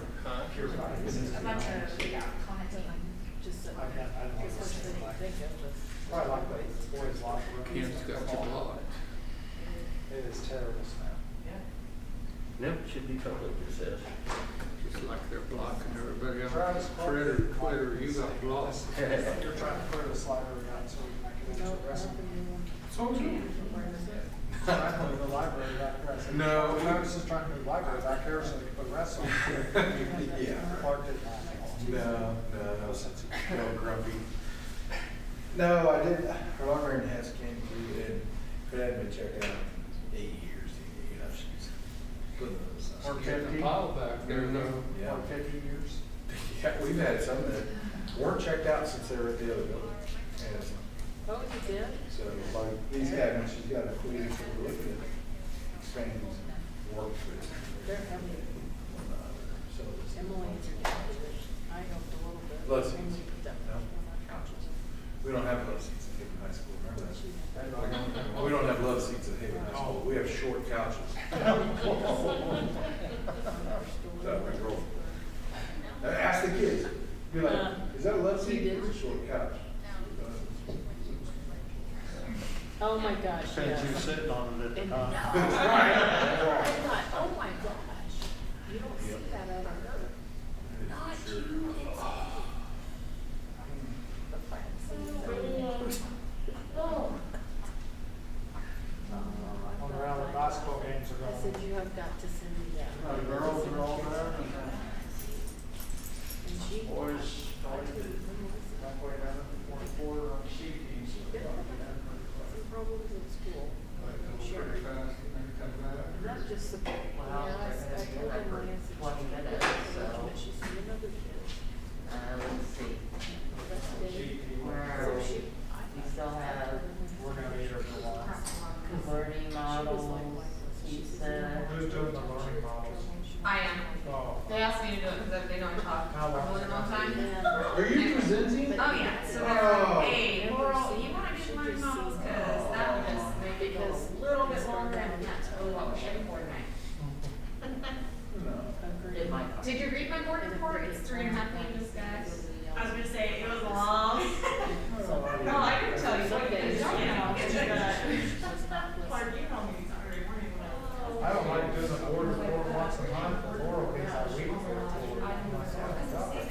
Yes. Oh, It was a struggle before I I always do that. We've got 2 weeks of Anyway.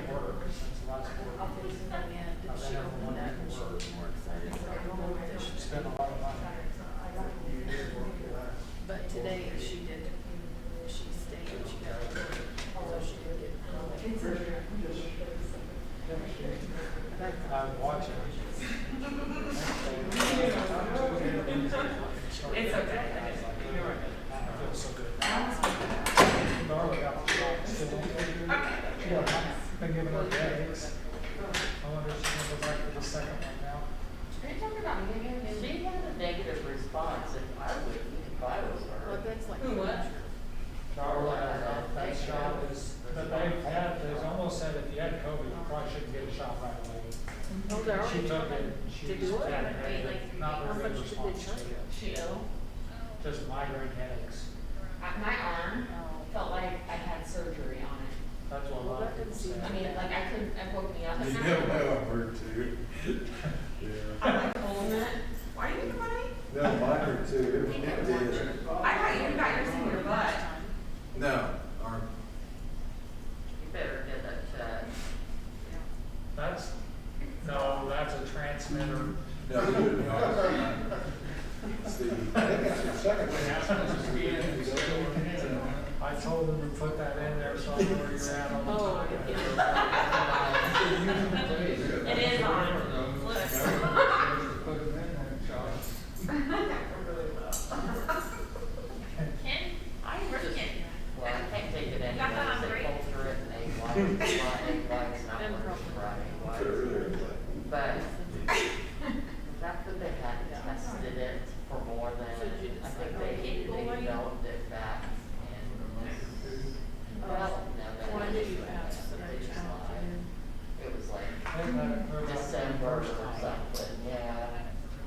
But, I don't know, I just don't like to be. Yeah. 75, you can take in this district, like you go. Oh. Drew Dahlman didn't show up the next day and they laid it on him. Big time. He said he was really sick. They said he don't like shots, Well, so maybe they said you'll about do 5 your minutes own before his shot, To the he was outside, pacing yeah. back and forth down Oh, there. that's what this guy was doing over here. He was too. I kept running because he was taking so long. I was like, Dwight "Let me knew that keep Drew him." didn't like shots, so Dwight came back and said, Yeah, man, that'd be kind of. I got that shot and I got almost passed out, I didn't feel very good. I had to go sit down in a chair. That's pitiful. Well, they make you stay, they make you stay. Well, I don't know that. I'm like, I'm out of here.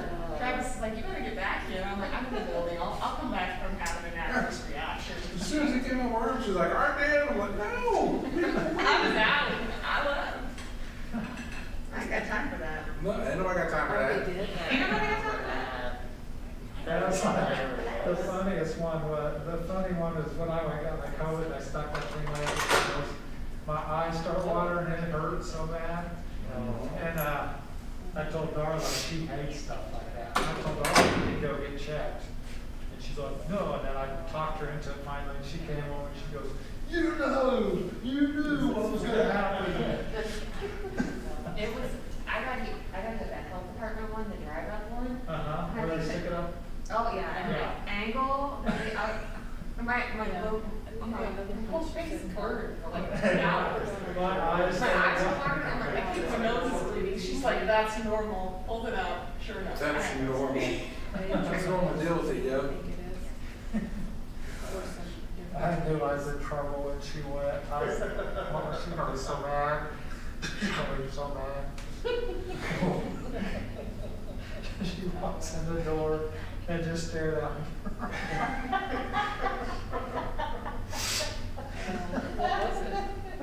And I didn't feel good, but I had to hide from laughing. Put my mask on. It hurt? Why? It didn't hurt me.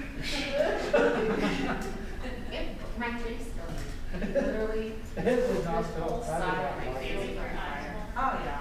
I feel like you gotta sneeze, but you can't sneeze. Mark, you're up quiet over there. Are you knitting? No, I'm busy. Scrolling. No, I'm not. Oh, hands. This camera up my nose and down my throat, and I had to swallow. But I'm listening, Right. and that's the best part. Down my throat. I say that all the time when I was eating. And Yeah, I'm also, listening. they sprayed the stuff in my nose. They said, this'll numb it. Sort of. Okay, it did not numb it. No, no, no. I was just tearing up, but it was awful. Then they pulled it out, and it was even worse. Oh. 7-7, they're starting to move the ball.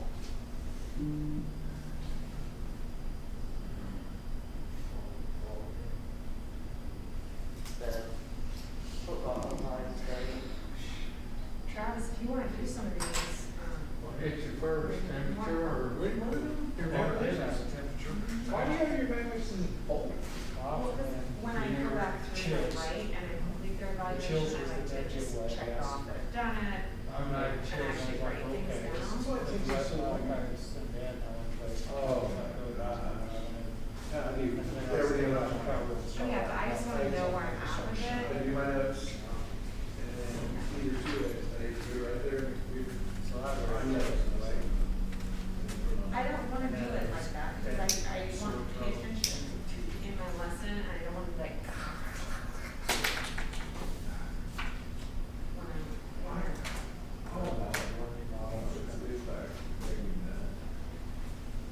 Who does, I'm thorough. ESA? Robert, too?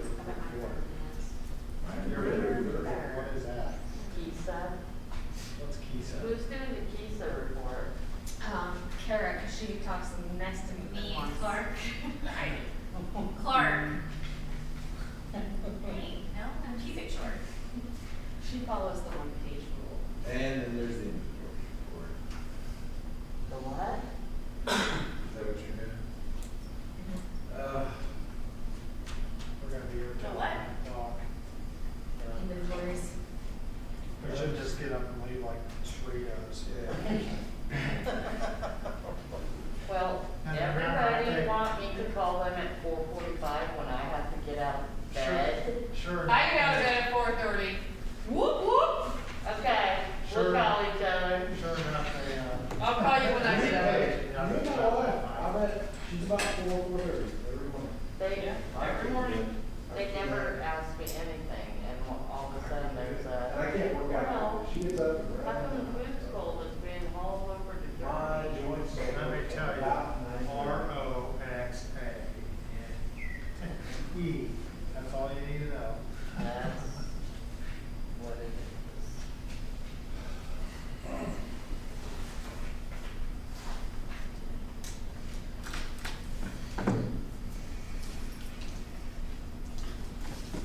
Could have called Richard and Gary, they probably picked up your trash the other day. I could call who? Richard or Gary, they probably. Well, that's what I was going to try and do. And then Clark said, I'm at the game, and I said, can you get one of the guys to either go grab the trash or get in touch with Dawn? I just can't get in touch with Dawn or Chuck, they're both there. And he said, no, I'll do it myself. I know. Well, Travis even offered to do it too. But then Travis felt the need to call me or text me and say mean things to me and make me cry. I didn't do that. Yes, you did. I didn't make you. Because of Hartman You over did. there?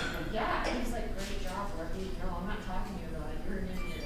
I said, work you move after the soup kick your trash. I said, oh. I said, oh, now. Then some reason that was a soft spot. I was like, oh my God. When I read it and I saw Clark pick it up, oh, next termination, Chris Rohr. I was just, Thanks, Laurel. I told you, you know, if you want to get rid of something, let me know. I'll make it happen. It's not what I intended to happen. And that's why his comment to me, like, made me like sob. My husband's like, what is wrong with you? I'm failing in everything. First of all, they said 20 bags. Clark said 20 bags. I was like, 20 bags? How could there be 20 bags out there? Is it I had picked inventory up lunch? 4. I picked up 4 before Davies because I was over there and I was like, gosh, that's a lot. I'll just these real quick, so I loaded them in my van, dropped them off in the dumpster, and then went to Gidding. And I intended to come back and get the rest at some point, I thought about it, but it's just been here. And I thought, surely someone will go over there and get it, no, Brad, oh, I forgot. I'm sorry if I forgot.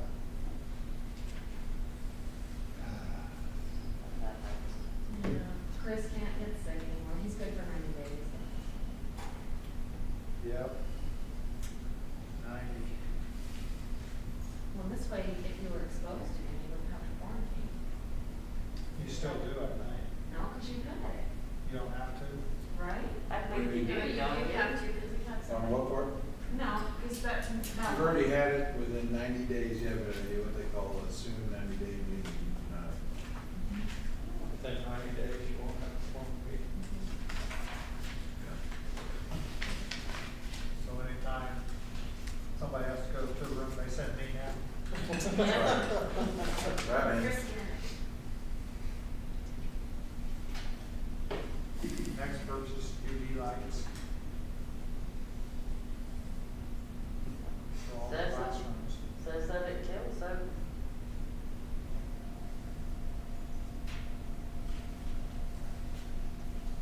That's what it says. I didn't think it was that big of a deal to know.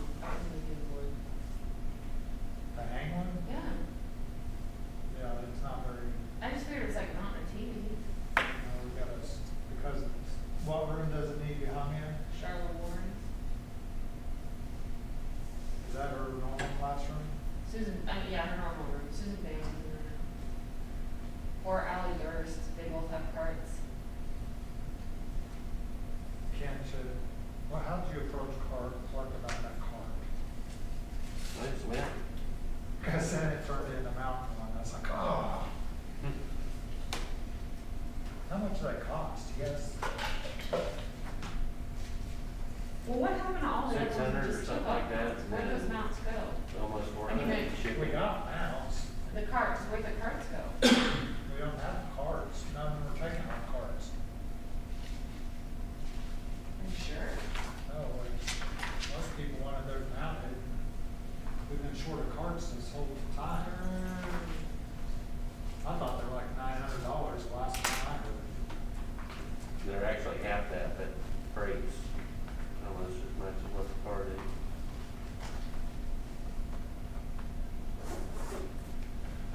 Well, Monday, I'm just trying to save money, because. we're not here, it's like Monday's the day to be done because nobody still have to come to work. Collaboration day up there. Yeah. So that's the day that we can do it. Okay. Because it's not like we could just go in and wear 15-minute break and hang it up and walk out. Yeah. Well, I'm just trying to, make it so that Travis and Jared are the one that spends all the money now, not me. So I'm just trying to save what I can. Good. I mean, they're the ones that wanted to do the little turf, so Whoa. throwing that out there, which I think. And the football field. I mean, football field, with turf. And you would use it for everything, man. Think about it, we'd use the heck out of that thing. How would I use it? What's that? If it's not ready. Well, you could go over and use it I could? once a year. Yeah, see, it's almost. It's the sparks.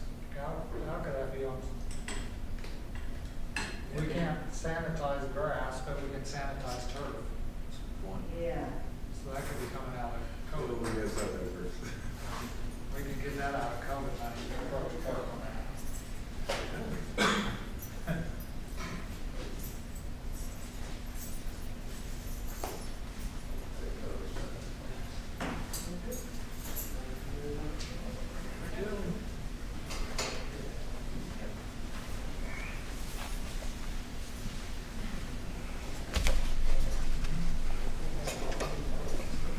Yeah.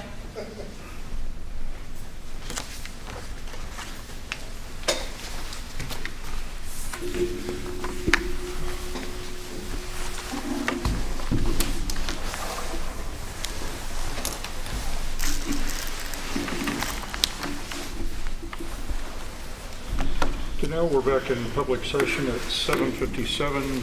Any board members need to take a break or anything, or you okay?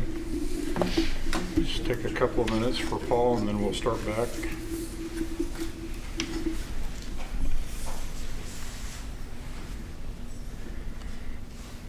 Anybody monitoring the college football game?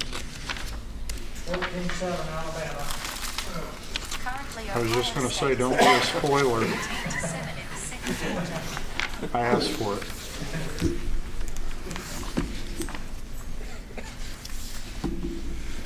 Oklahoma came really, really close to beating KU for the second time at home. They should have. Close doesn't count. Yeah, that's Texas. Bill, you better not say, you just better not say anything. We're fighting for last, so I can. I'm good, thanks.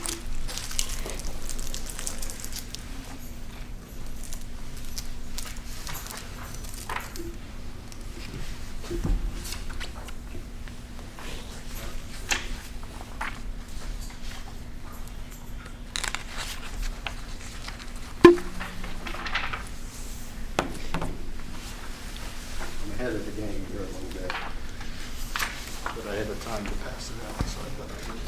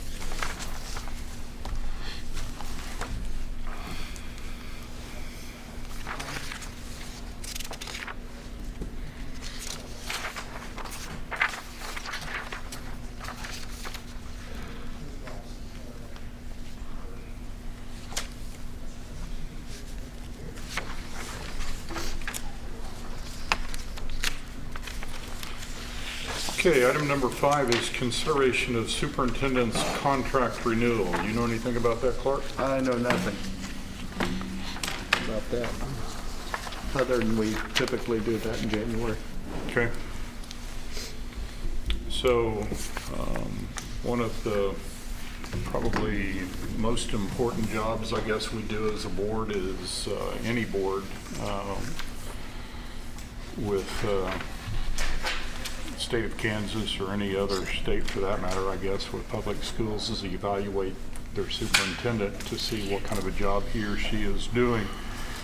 And that's what we've been doing in executive session, and we've all kind of come back with the consensus that it's been, you know, a crazy, crazy year, as we all realize, and just take a look around at how we're meeting and what we look like and maybe even sound like.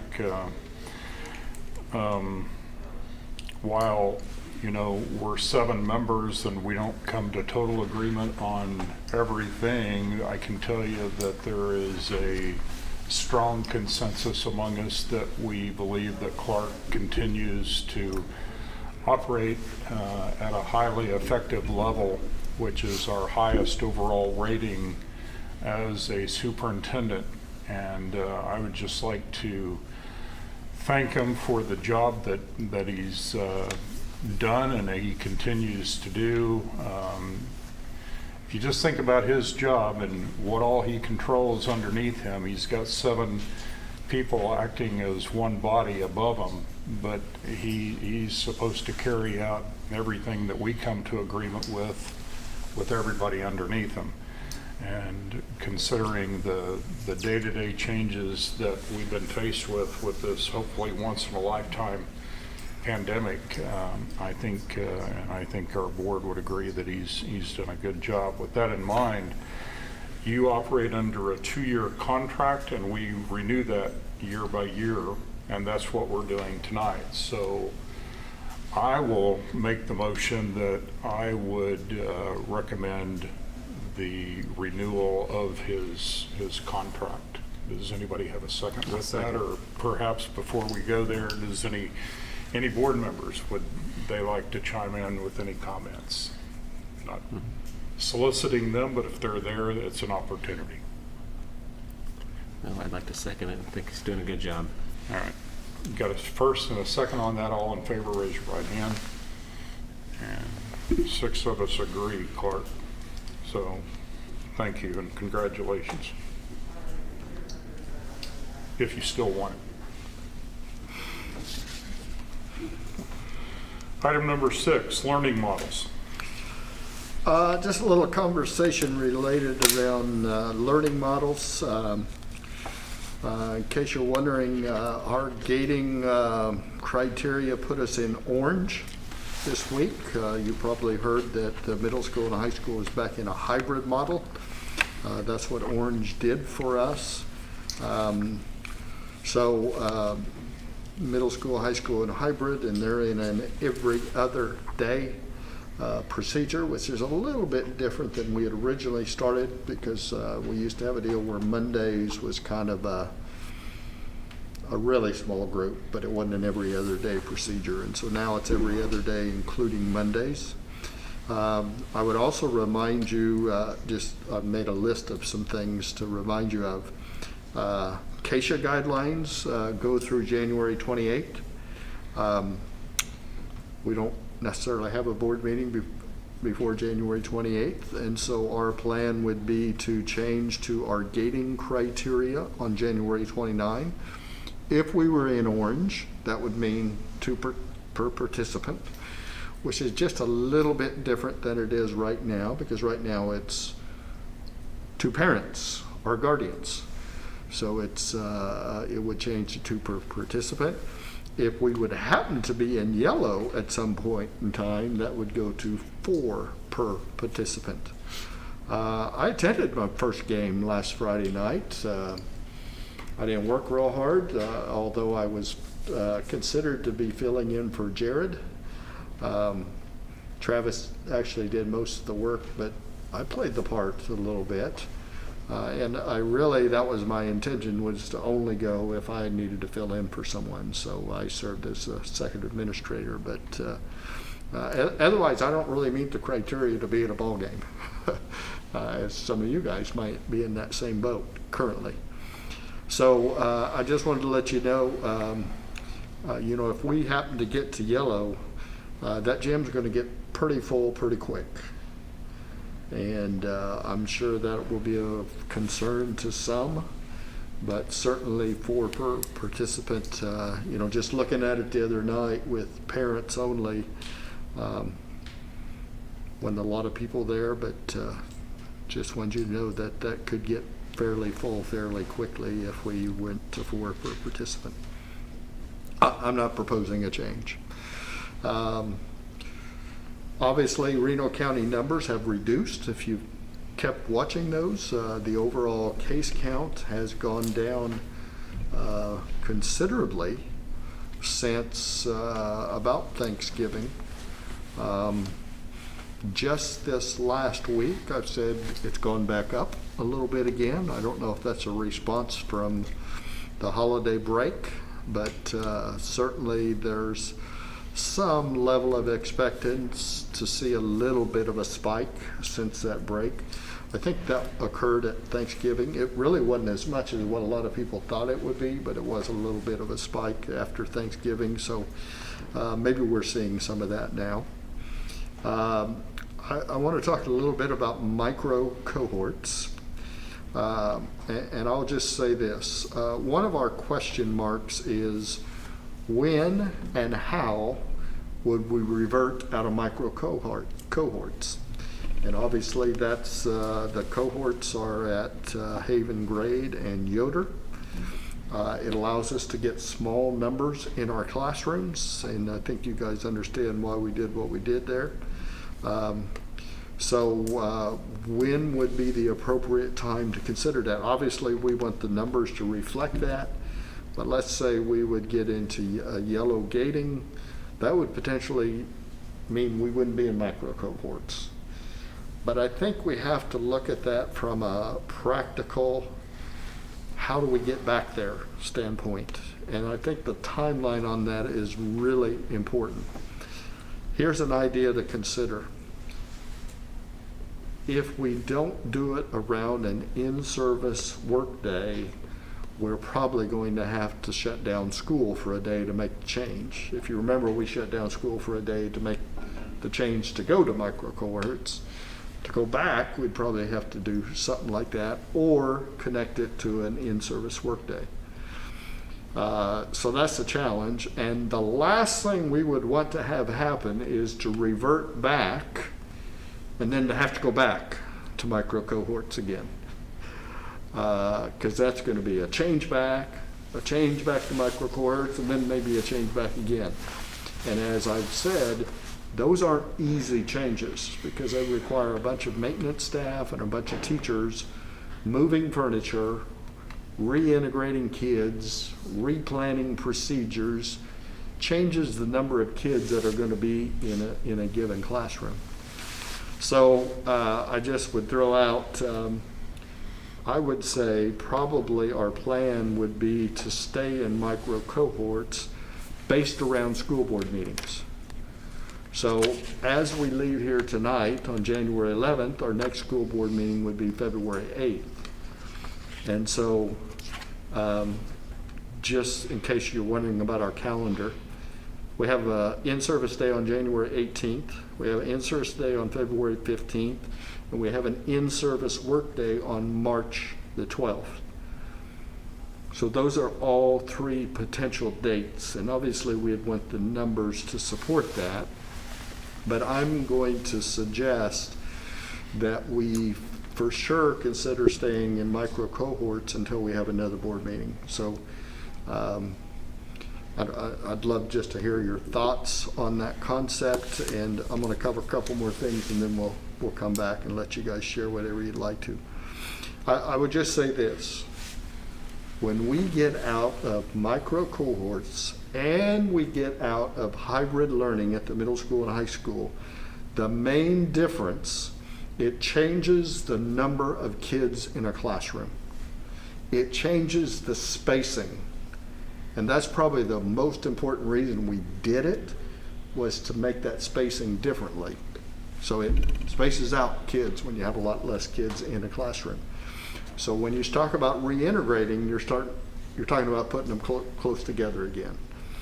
And of course, the challenge with that is if there's somebody that's positive, now the number of kids that get quarantined potentially doubles or triples just based on the number of kids that would get quarantined. So I think that's the challenge. And like I said, that would be the same for the middle school and high school. If we were in yellow, the number of possible quarantines would change. So maybe that's my suggestion is let's play it a board meeting at a time, but my thought would be to stay in micro cohorts at least until February 8th, which is our next board meeting, and you guys can have all the input you'd like at that point. But I'm going to go back and say, just remember, we either have to schedule it with an in-service day or take a day off of school. Now, one thing that's made this a little better, KSDE passed a new rule that says you can have 20 hours of in-service time count as student contact time. Typically, when we have an in-service day, only half that time counts as student contact time. I'm talking for our mandatory hours that we have to be in school.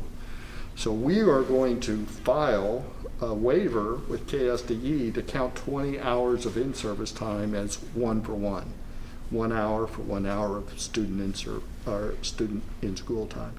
That's going to help our number of days that we're in session or number of hours. Superintendent cancels school every once in a while for weather-related things. So that plays into it. How many days do we cancel school? How many days are we going to be in session? How many of those are in-service days? How many of those work days count as none? So when we give teachers work, that's part of their agreement. When they have a work day, that doesn't count as any student contact time. So you kind of see where I'm coming from. So I'll stop talking and ask for any input or thoughts on that, what I've shared. Is that the same for hybrid, like if we chose micro cohorts to be ended, would we potentially choose for students to go back into the middle school and high school? Or are those, I mean, obviously those are separate, but. Yeah, I would say we would never want to go less restrictive than our gating criteria. Right. You know, if our gating says these numbers support us being in orange, I think we better at least be in orange.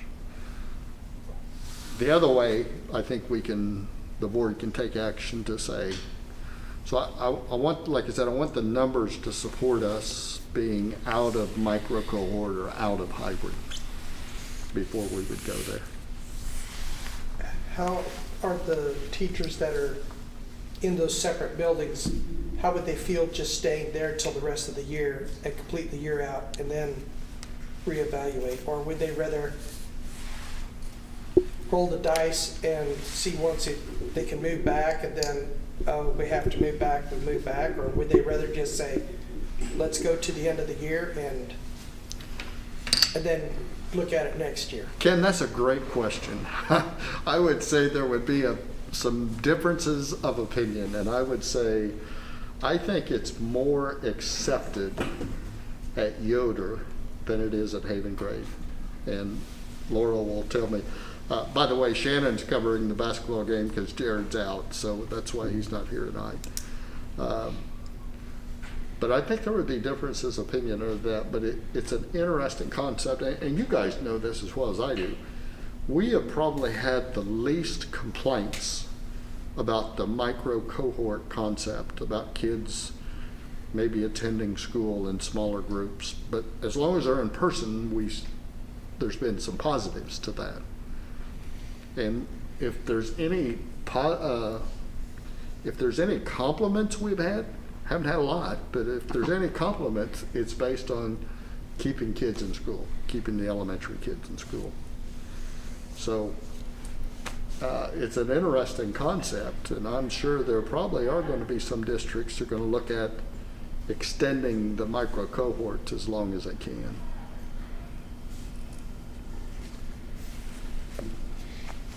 Well, and some interesting things have happened as we've learned more about this virus. The day we actually went remote, the director of the CDC in Washington came out and said that if school boards are closing the schools, they're making an emotional decision that's not backed by the data. The schools are the safest place that children can be. And he gave some transmission rates. Student to student transmission in schools is 0.13, which means if you got one person that's got it, and they hang around 1,000 people, they're likely to give it to 13 of them. So very, very low spread. Student to teacher and teacher to teacher was 0.23. And then Dr. Fauci echoed that the safest place a student can be is in school. And then another thing that came out last month was there has not been a single person under the age of 21 that has died from the China virus, with the exception of if they had one or more serious health conditions or comorbidities. But there's not been a single healthy person in the United States under the age of 21 that has died from this. So, I mean, I'm not going to make any waves or anything, but I think the quicker we can get our students back in person. I invited somebody from the CDC to come to the board meeting, and I had a commitment from somebody in Washington to Zoom in, but I was prevented from adding them to the agenda. And so that's kind of where we are, but if the board wants to, I can try and get them somebody that's actually an expert in infectious diseases rather than the people we've got at the local health board that are not experts in infectious diseases. They're experts in administration, or we've got some nurses, things like that. I can try and get somebody from the CDC in Washington to speak to us at the next board meeting if the board would approve that, but I'm not going to go through the process of doing that if I can't add them to the agenda. So, but my recommendation would be as soon as we can get the kids back in school. I mean, I don't mind the idea of the micro cohorts, but I think our middle school and high school students are going to continue to fall behind until we get them back into school full time.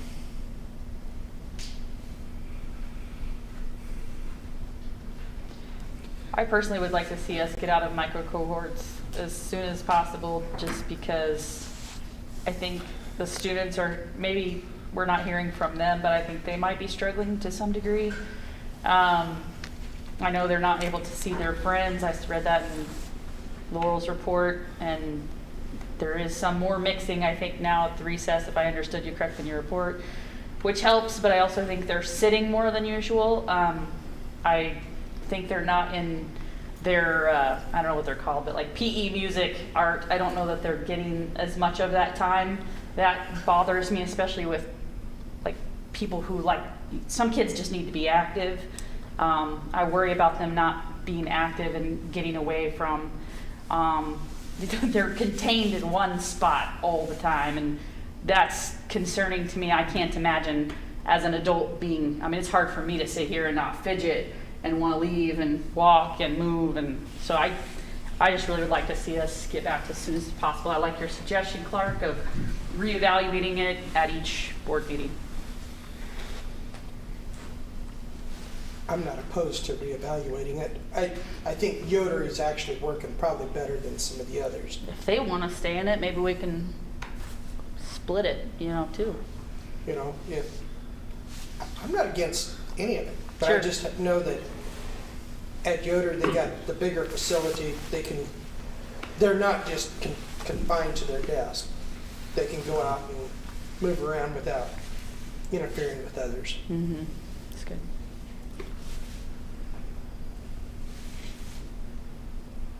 I'd say going from hybrid to in-person is an easier switch than the cohort. So I would kind of agree as soon as we can get them back in face-to-face every day, I think would be good. And the cohorts, I see Jessica's point there, but at the same time, it'd be bigger. We can't just do it in 1 week and then say, oh no, now we gotta go back the other way. Sure, I agree with that too. We have to be pretty solidly into our yellow before we consider that, but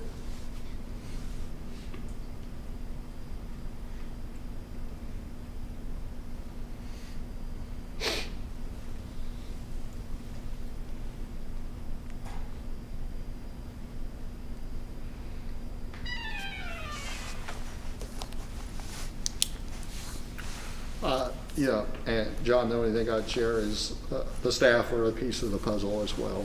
Mm-hmm. And we do hear their perspective that they want to be protected as well. Now, I think once we get to the point where everybody's vaccinated, that's going to make a difference. Because that seems to hold some security, maybe, for some of the adults. Yeah, and I should explain that better too. General spread is approximately 2 to 1. So say you've got one person. Anyway, the 0.23 is adult to adult and child to adult is very, very low. It's extremely low. But I understand there's some fear as well. Yeah, and I had shared this with you, and I'm not sure what Dr. Fauci would say about it, but I kind of bought into that concept of a difference between the sharing rate of a younger student than of an older student. So I don't know what CDC would say about that, but I certainly bought into that concept, and I would say what we've done kind of goes along those lines, is to be more it's much more acceptable to keep the younger kids in person than it is the older kids.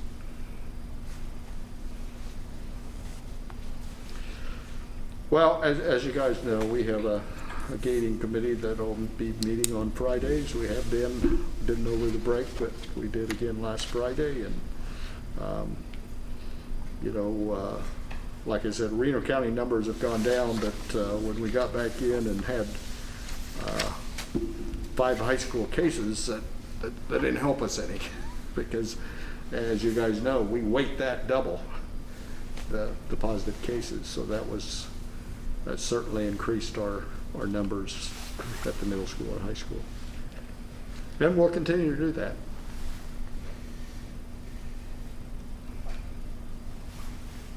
I didn't really have any action other than to share some of the challenges. I appreciate that. Number 7, it's a 3-year report. Yeah, that's what I was handing out a little bit ago. I'm going to just say this is going to be one of the more challenging things I'm going to share with you, because there's some there's a couple of different years in this report. But let me just give you the background. So what you have is a document that says OVT, which stands for On-Site Visitation Team. Annual Summary Report. And so this is our accreditation program that you would hear called KESA, Kansas Educational Systems Accreditation, State Department of Education. So after year 5, we have to be approved by the State Board of Education, be accredited. Last year was year 3. And as you can know, last year blew up on us. So we didn't even finish the school year. So we were supposed to have year 3 on-site visitation last spring. It got canceled, and so they gave us the choice this year as to how we proceeded. We chose to have last year's year 3 on-site visitation this fall. This is the report from that. We're in a holding pattern. In other words, we put a pause on year 4. I'm going to tell you why here in a little bit. But year 4 is another accreditation cycle where we would have had another visit. We asked for a pause year, and mostly because we have had so darn many changes to our accreditation that sometimes our data has changed, our data points have changed. So I'm going to give you some examples of that. In year 3, we rewrote our goals.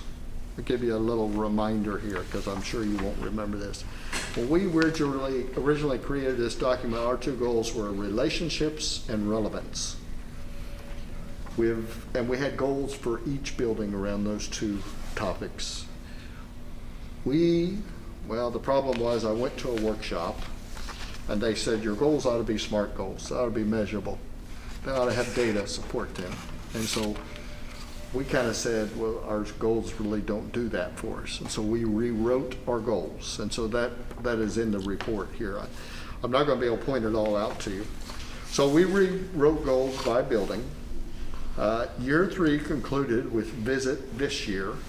Especially as you get to the back, and I would refer you and ask you to read this at a later point, but Mindy Bruce, who's the superintendent at Renwick, is our chair. And so you'll see her responses to some of the things we've changed because she and our other 2 OVT members have to write a response. Here's some other things. If you remember, we became an MTSS school. We did it for all the right reasons. We believe in it. But it's changed some things. It's changed some of our data points. For instance, our social emotional screener, you'll see in here they use the term Tessera and a term called SRSS. Now our screener is AIMSweb. So some of the things written in here aren't true anymore because we've made some changes. Like I said, we've done them for the right reasons. So we changed our goals, we changed some of our screeners. Our OBT team is very aware of all the changes we've made and totally supports us in doing so. So the concept behind KISA, you have goals, but you have data that tells you how you're doing with those goals. And if you don't have data, it's not supported by data, you're not achieving what you're set out to do. So there's a term, AIMSweb Plus is now our screener for not only social emotional growth, but also reading and math. So we have a new screener. That's really the biggest reason we put our accreditation on hold for this year, because our data points have changed. It doesn't do us any good to compare AIMSweb to Tessera. Last year, our numbers were based on Tessera. This year, they're based on AIMSweb. So we felt like if we took a pause year, now we're going to get a whole set of AIMSweb data from this year. And by the way, I've asked Kara to give us an AIMSweb, an academic report next month. And so you'll start seeing some of this data I'm talking about, and it'll be AIMSweb related data.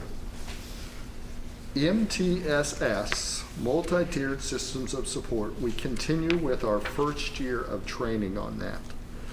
We just had one last week. We're going to have 2 more. They're actually going to come in here and do reading training. Our major focus this year into next year for MTSS is reading improvement across the board. K-12, pre-K-12, reading improvement. You haven't seen state assessment scores from us for a while because we haven't taken them for a while, but we need to do some improving.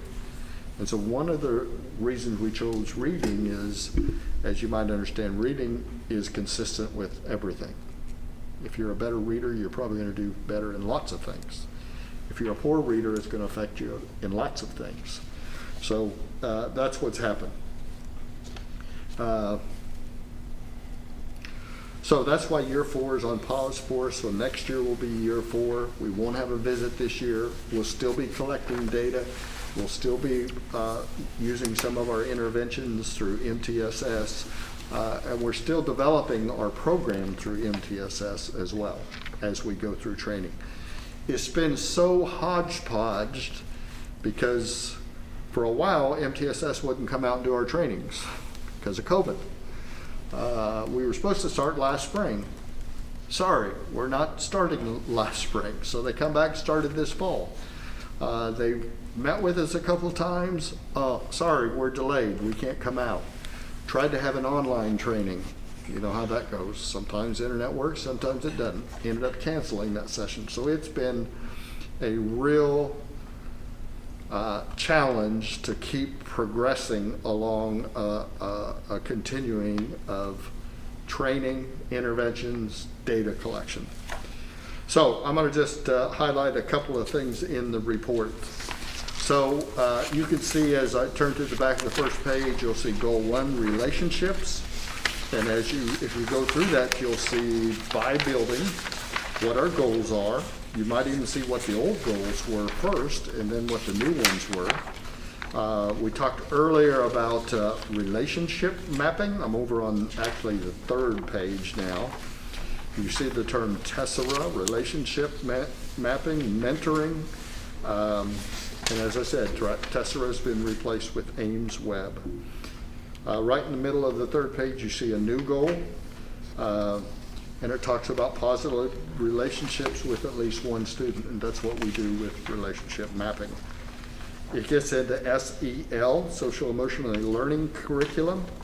And then the problem is you're still going to see some old language. Summit Learning is listed here. If you remember, we wrote our version of this last year when Summit Learning was a part of our program. So was Tessera.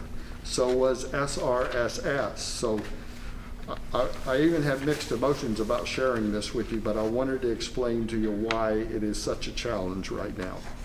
So you're seeing data from 2 different years, or language from 2 different years, and it's changed because the data has changed. Section C, it starts talking about goals, goal number 2, which is based around relevance. And you'll see things in there related to curriculum adoption, curriculum alignment. That's what we're getting into with MTSS. MTSS is really going to help us get our curriculum aligned, get interventions in place for individual students. It'll change our approach, but it'll give us a much more systematic approach. Some of this change has happened because we became an MTSS school. We didn't go in it lightly because we knew it was going to change a lot of things. And our administrators can tell you, man, there's been some challenges with it. I'm going to say it again. We still believe it's the right thing to do. It's going to give us much fewer data points and screeners than we've ever had before. Towards the end, on really the last 2 pages on your handout, you'll see some things written by our OPT chair, and I'm on the second to the last page toward the bottom. I'm extremely excited to see data collection after the training and implementation of MTSS district-wide. This will allow for complete continuity, focus, and alignment. With COVID, data is going to be a bit off, no doubt about it. HAVE is definitely focused on consistent, meaningful data to incorporate change, and that is the main goal. So our chair is going to help us here because this goes to the State Department of Education. So she has done a good job on those last 2 pages, kind of summarizing the changes we've made, why we've made them, and that our OVT chair totally supports the changes we've made. So, you know, we've talked to you several times about MTSS. We haven't dropped it. We're still in process with it. It's taken longer than we ever suspected it. Unfortunately, we're going to blame it all on COVID because that's the truth of it is.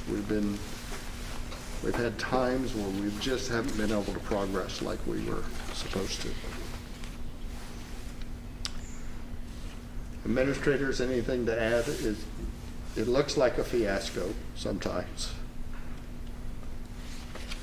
The way I can kind of best describe MTSS program we're working with is, you know, when it used to go to the doctor to get a physical, when I was a young man, it was blood pressure, your heart, you know, some of those things. Now we're doing lab work.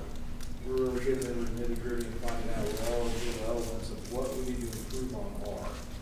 So we're really digging deeper into data and looking at some things. And it's a good deal for us. I think it's forcing us to have the hardest workout we've had. And that's a good thing. I think our teachers are up to that challenge. Good thing.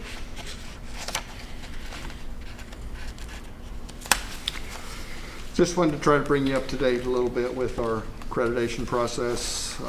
Most important thing is we're in a year delay. Next year we'll be in year 4, and year 5 will be our big one where accreditation will be based on data and our improvements. Any questions before we move on? Item number 8, workers' compensation renewal consideration. In your drive, there's a document titled Haven USD 312-2122 Proposal. I need to bring you up to date a little bit. Used to be years ago, every January was time to renew our property insurance and workers' compensation. A couple of years ago, we switched to KERP Insurance, which is a pool. And Gallagher oversees that. So the document you're pulling up is a document from Gallagher. But Gallagher is the parent company that oversees KERP. So that's kind of where they get their products from. So they become our new provider. Within that, we got property insurance and we got workers' compensation. Workers' compensation still renews in January, where property insurance renews in July. So we're not talking about property insurance here. We're only talking about workers' compensation. Our current provider for workers' compensation, Danelle, help me the name of our current provider. Accident Fund. So we haven't always been totally pleased with Gallagher and KERP because we had a few challenges with them. But I'll give them credit. They saw that our current provider had raised their prices a little bit. So they took it out to the market and they brought us back a couple of bids, and that's what you're looking at here. So we have let me see if I can find the right page here for you. Page 3, maybe?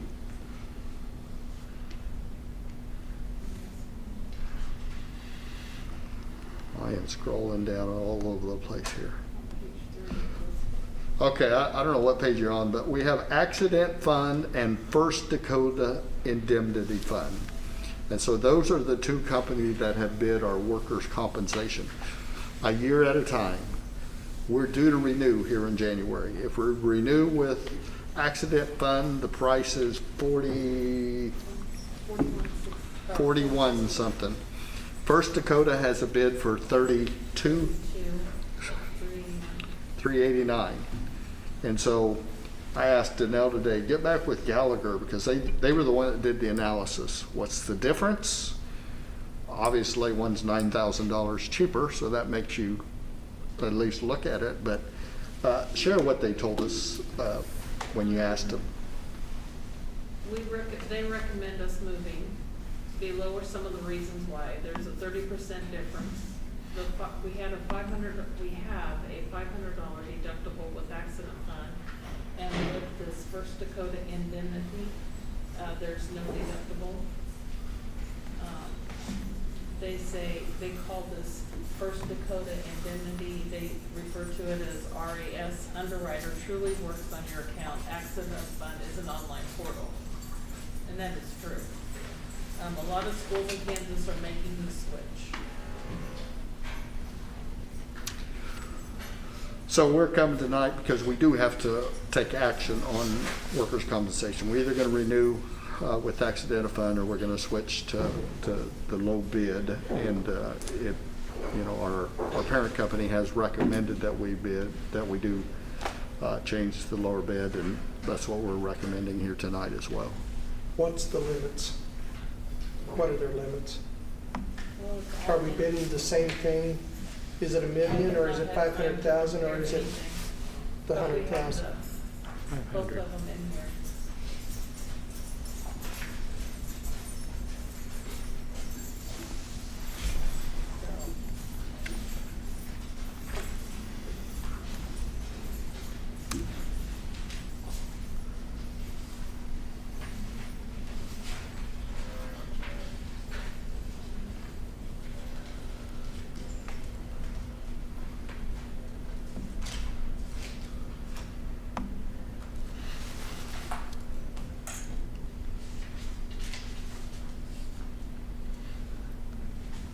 Okay, it looks like they're both 500,000. I think they're both 500, yeah. Yeah, they are. Fund is 500,000. If you look Somehow on I don't have the page, same. the brochure, page 4, it outlines for Accident Fund Insurance Company of America. They're both excellent rated companies by AM Best. I don't know why we wouldn't do Where were this. you getting that, Bryce? Because I can't find. It's under the Gallagher. I've got a brochure. Do you see this one?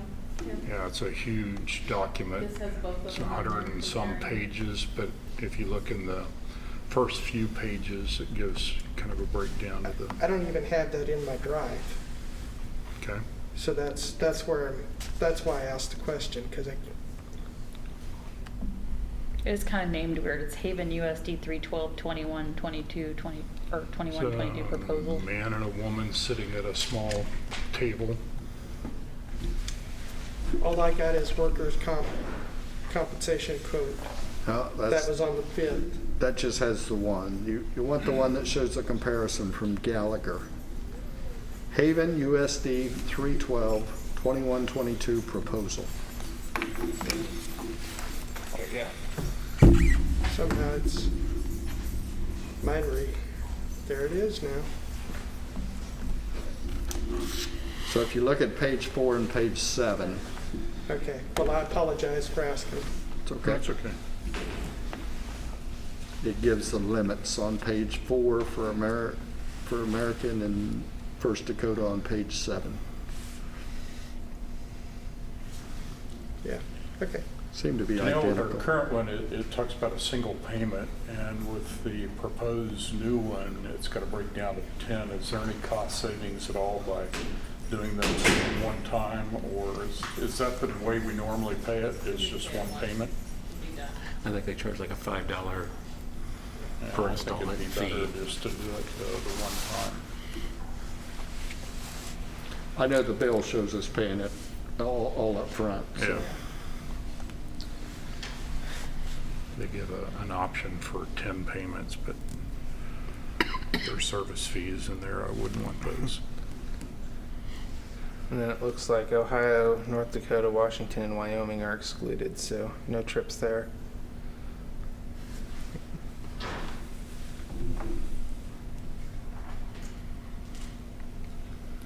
Does anybody have any questions? Had a chance to look this over enough?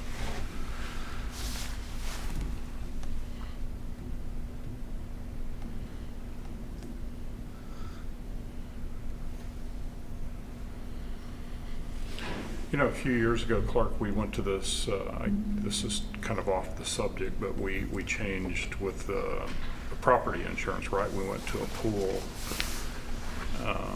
That saved us quite a bit of money. How are we happy with that? And again, they have no Yeah. connections with one another. That's I'm going to sorry. come up in June. Okay. And they saved us a chunk of money, and it's gone up just a little bit. Not back up to where it was, but it has increased a little bit. And I can tell you our previous provider wants to be back in the game. So we're going to get a bid again. Tends to happen. Back on number 8, if anybody's comfortable, I would entertain a motion. I think that we ought to go for the lower quote. They both have the same creditworthiness credit rating. So there's a first, second by Bill. All in favor, raise your right hand. And we're unanimous on that. Item number 9 is approval of work agreements, contracts, and terminations. So those are listed there below. So the termination is Steven Snyder. We've acted on the resignation, and then the work agreement would be Mark Cunningham. Mark Cunningham is taking the place of the resignation, Brandon Tate. Okay. I would entertain a motion to approve the work agreements, contracts, and terminations listed below. I'll make that motion. Bill's got a first. Ken's got a second. All in favor? We pass that one 6-0. On to our reports section. Ken, do you have an RCEC report, sir?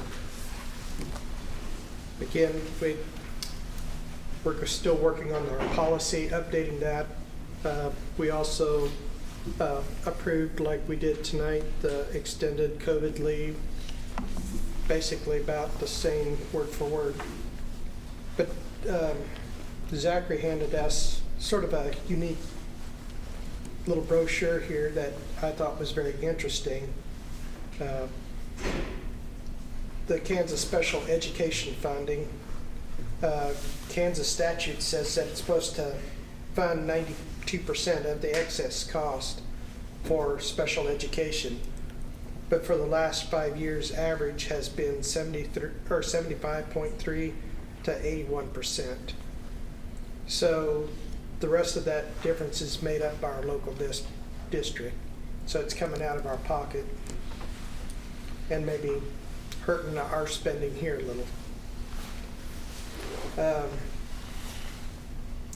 It's Ken, I just might just add that comes up with the legislature every single year. It has for years. Well, I don't see a remedy happening anytime soon. well, it probably won't, but I'm just finding it interesting as the longer I stay on that board, things that I'm finding. You know, some of the clients that we serve are like the deaf and blind, those with traumatic brain injury, visual impaired, orthopedic impaired, hearing impaired, multiple disabilities, emotional disturbances, intellectual disabilities, autism, health impairment, and it's amazing that gifted is in there. And developmental delay, speech language, and learning disabilities, the biggest class that special ed falls under. So I'm just finding it very interesting what categories all this includes. That's it. All right. Look forward to another year of reports from you. Oh my. Number 2 is a chance for any board member to have a say on anything that we maybe have discussed or something new. Let's start with Paul. Do you have anything for us, Paul? I'm glad we got arrested. That's good. Appreciate that, everybody. I was in favor of that. John? Ken? 2 things. One, again, Clark, I appreciate all that you're doing for the district. It's tough, been tough. Appreciate it. The second is I want to just remind you that when you go to choose a contractor, please don't contact me on who I would recommend, because I got contracts with all 3 of them. So I have to be totally out of the picture. So you can't really ask me. Okay. We may arrange for you to come late next time. Or I'll zoom in from Florida. How's that? My work too. Jessica? I would echo Ken's comments. Appreciate everything you've done. It's been a tough year and for all of us, and I think you've handled it very well. Secondly, I am attending another for whatever reason, we have 2 delegate assemblies this year on January 21st, and I just got the material link today, so I have not looked at it yet. I can let you know if I see anything concerning, and I can share that with the board, but I It think hasn't changed. Being on the legislative committee, I can tell you it hasn't changed from the first one, so okay. they were hoping to be able to get in person and meet and commingle and talk with legislators as they begin the session, but it didn't quite work out that way. Gotcha. So, I don't have anything. Bill, do you have anything? No, just echo lots of thanks for Clark for leading our district. We're lucky to have him. Board clerk report. Danelle. On January 20th, there's a lunch and learn for board leadership forum. And then the annual negotiation seminar is a 45-minute recorded reminder board members. I don't have an actual date on that. But It's on demand. You register and watch it whenever you want to. Yeah, I think that was the one I did it online, but then they did he was gonna do a condensed version of it so anybody could watch it. So that might be good for Dustin, since he's not here, to share that with him. You don't get to watch it again? I can, but I already watched a You need- 3-hour version, I need to so register. I'm I need to good. register, and myself and Dustin register us for it. Okay, well, thank you, Danelle. Our next board meeting is set, regular board meeting is set for February 8th, 2021, right here at 6 o'clock. If there's anything that you would like on the agenda or would like to have considered to be placed on the agenda, make sure you get a hold of Clark or me. Item item number 11 is a motion to adjourn the meeting. Bill, I don't know why you got that all the time. I mean, Ken's got the second on it. All in favor, raise your right hand, and we are officially adjourned. It's a tradition. Thank you.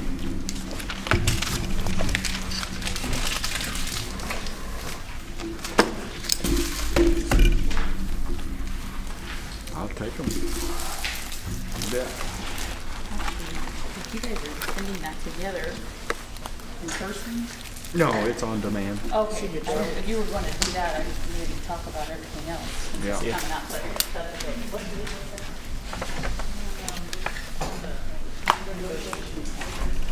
I'm not watching again though. There was a lot of. Then now they need to sign Yeah, please. there.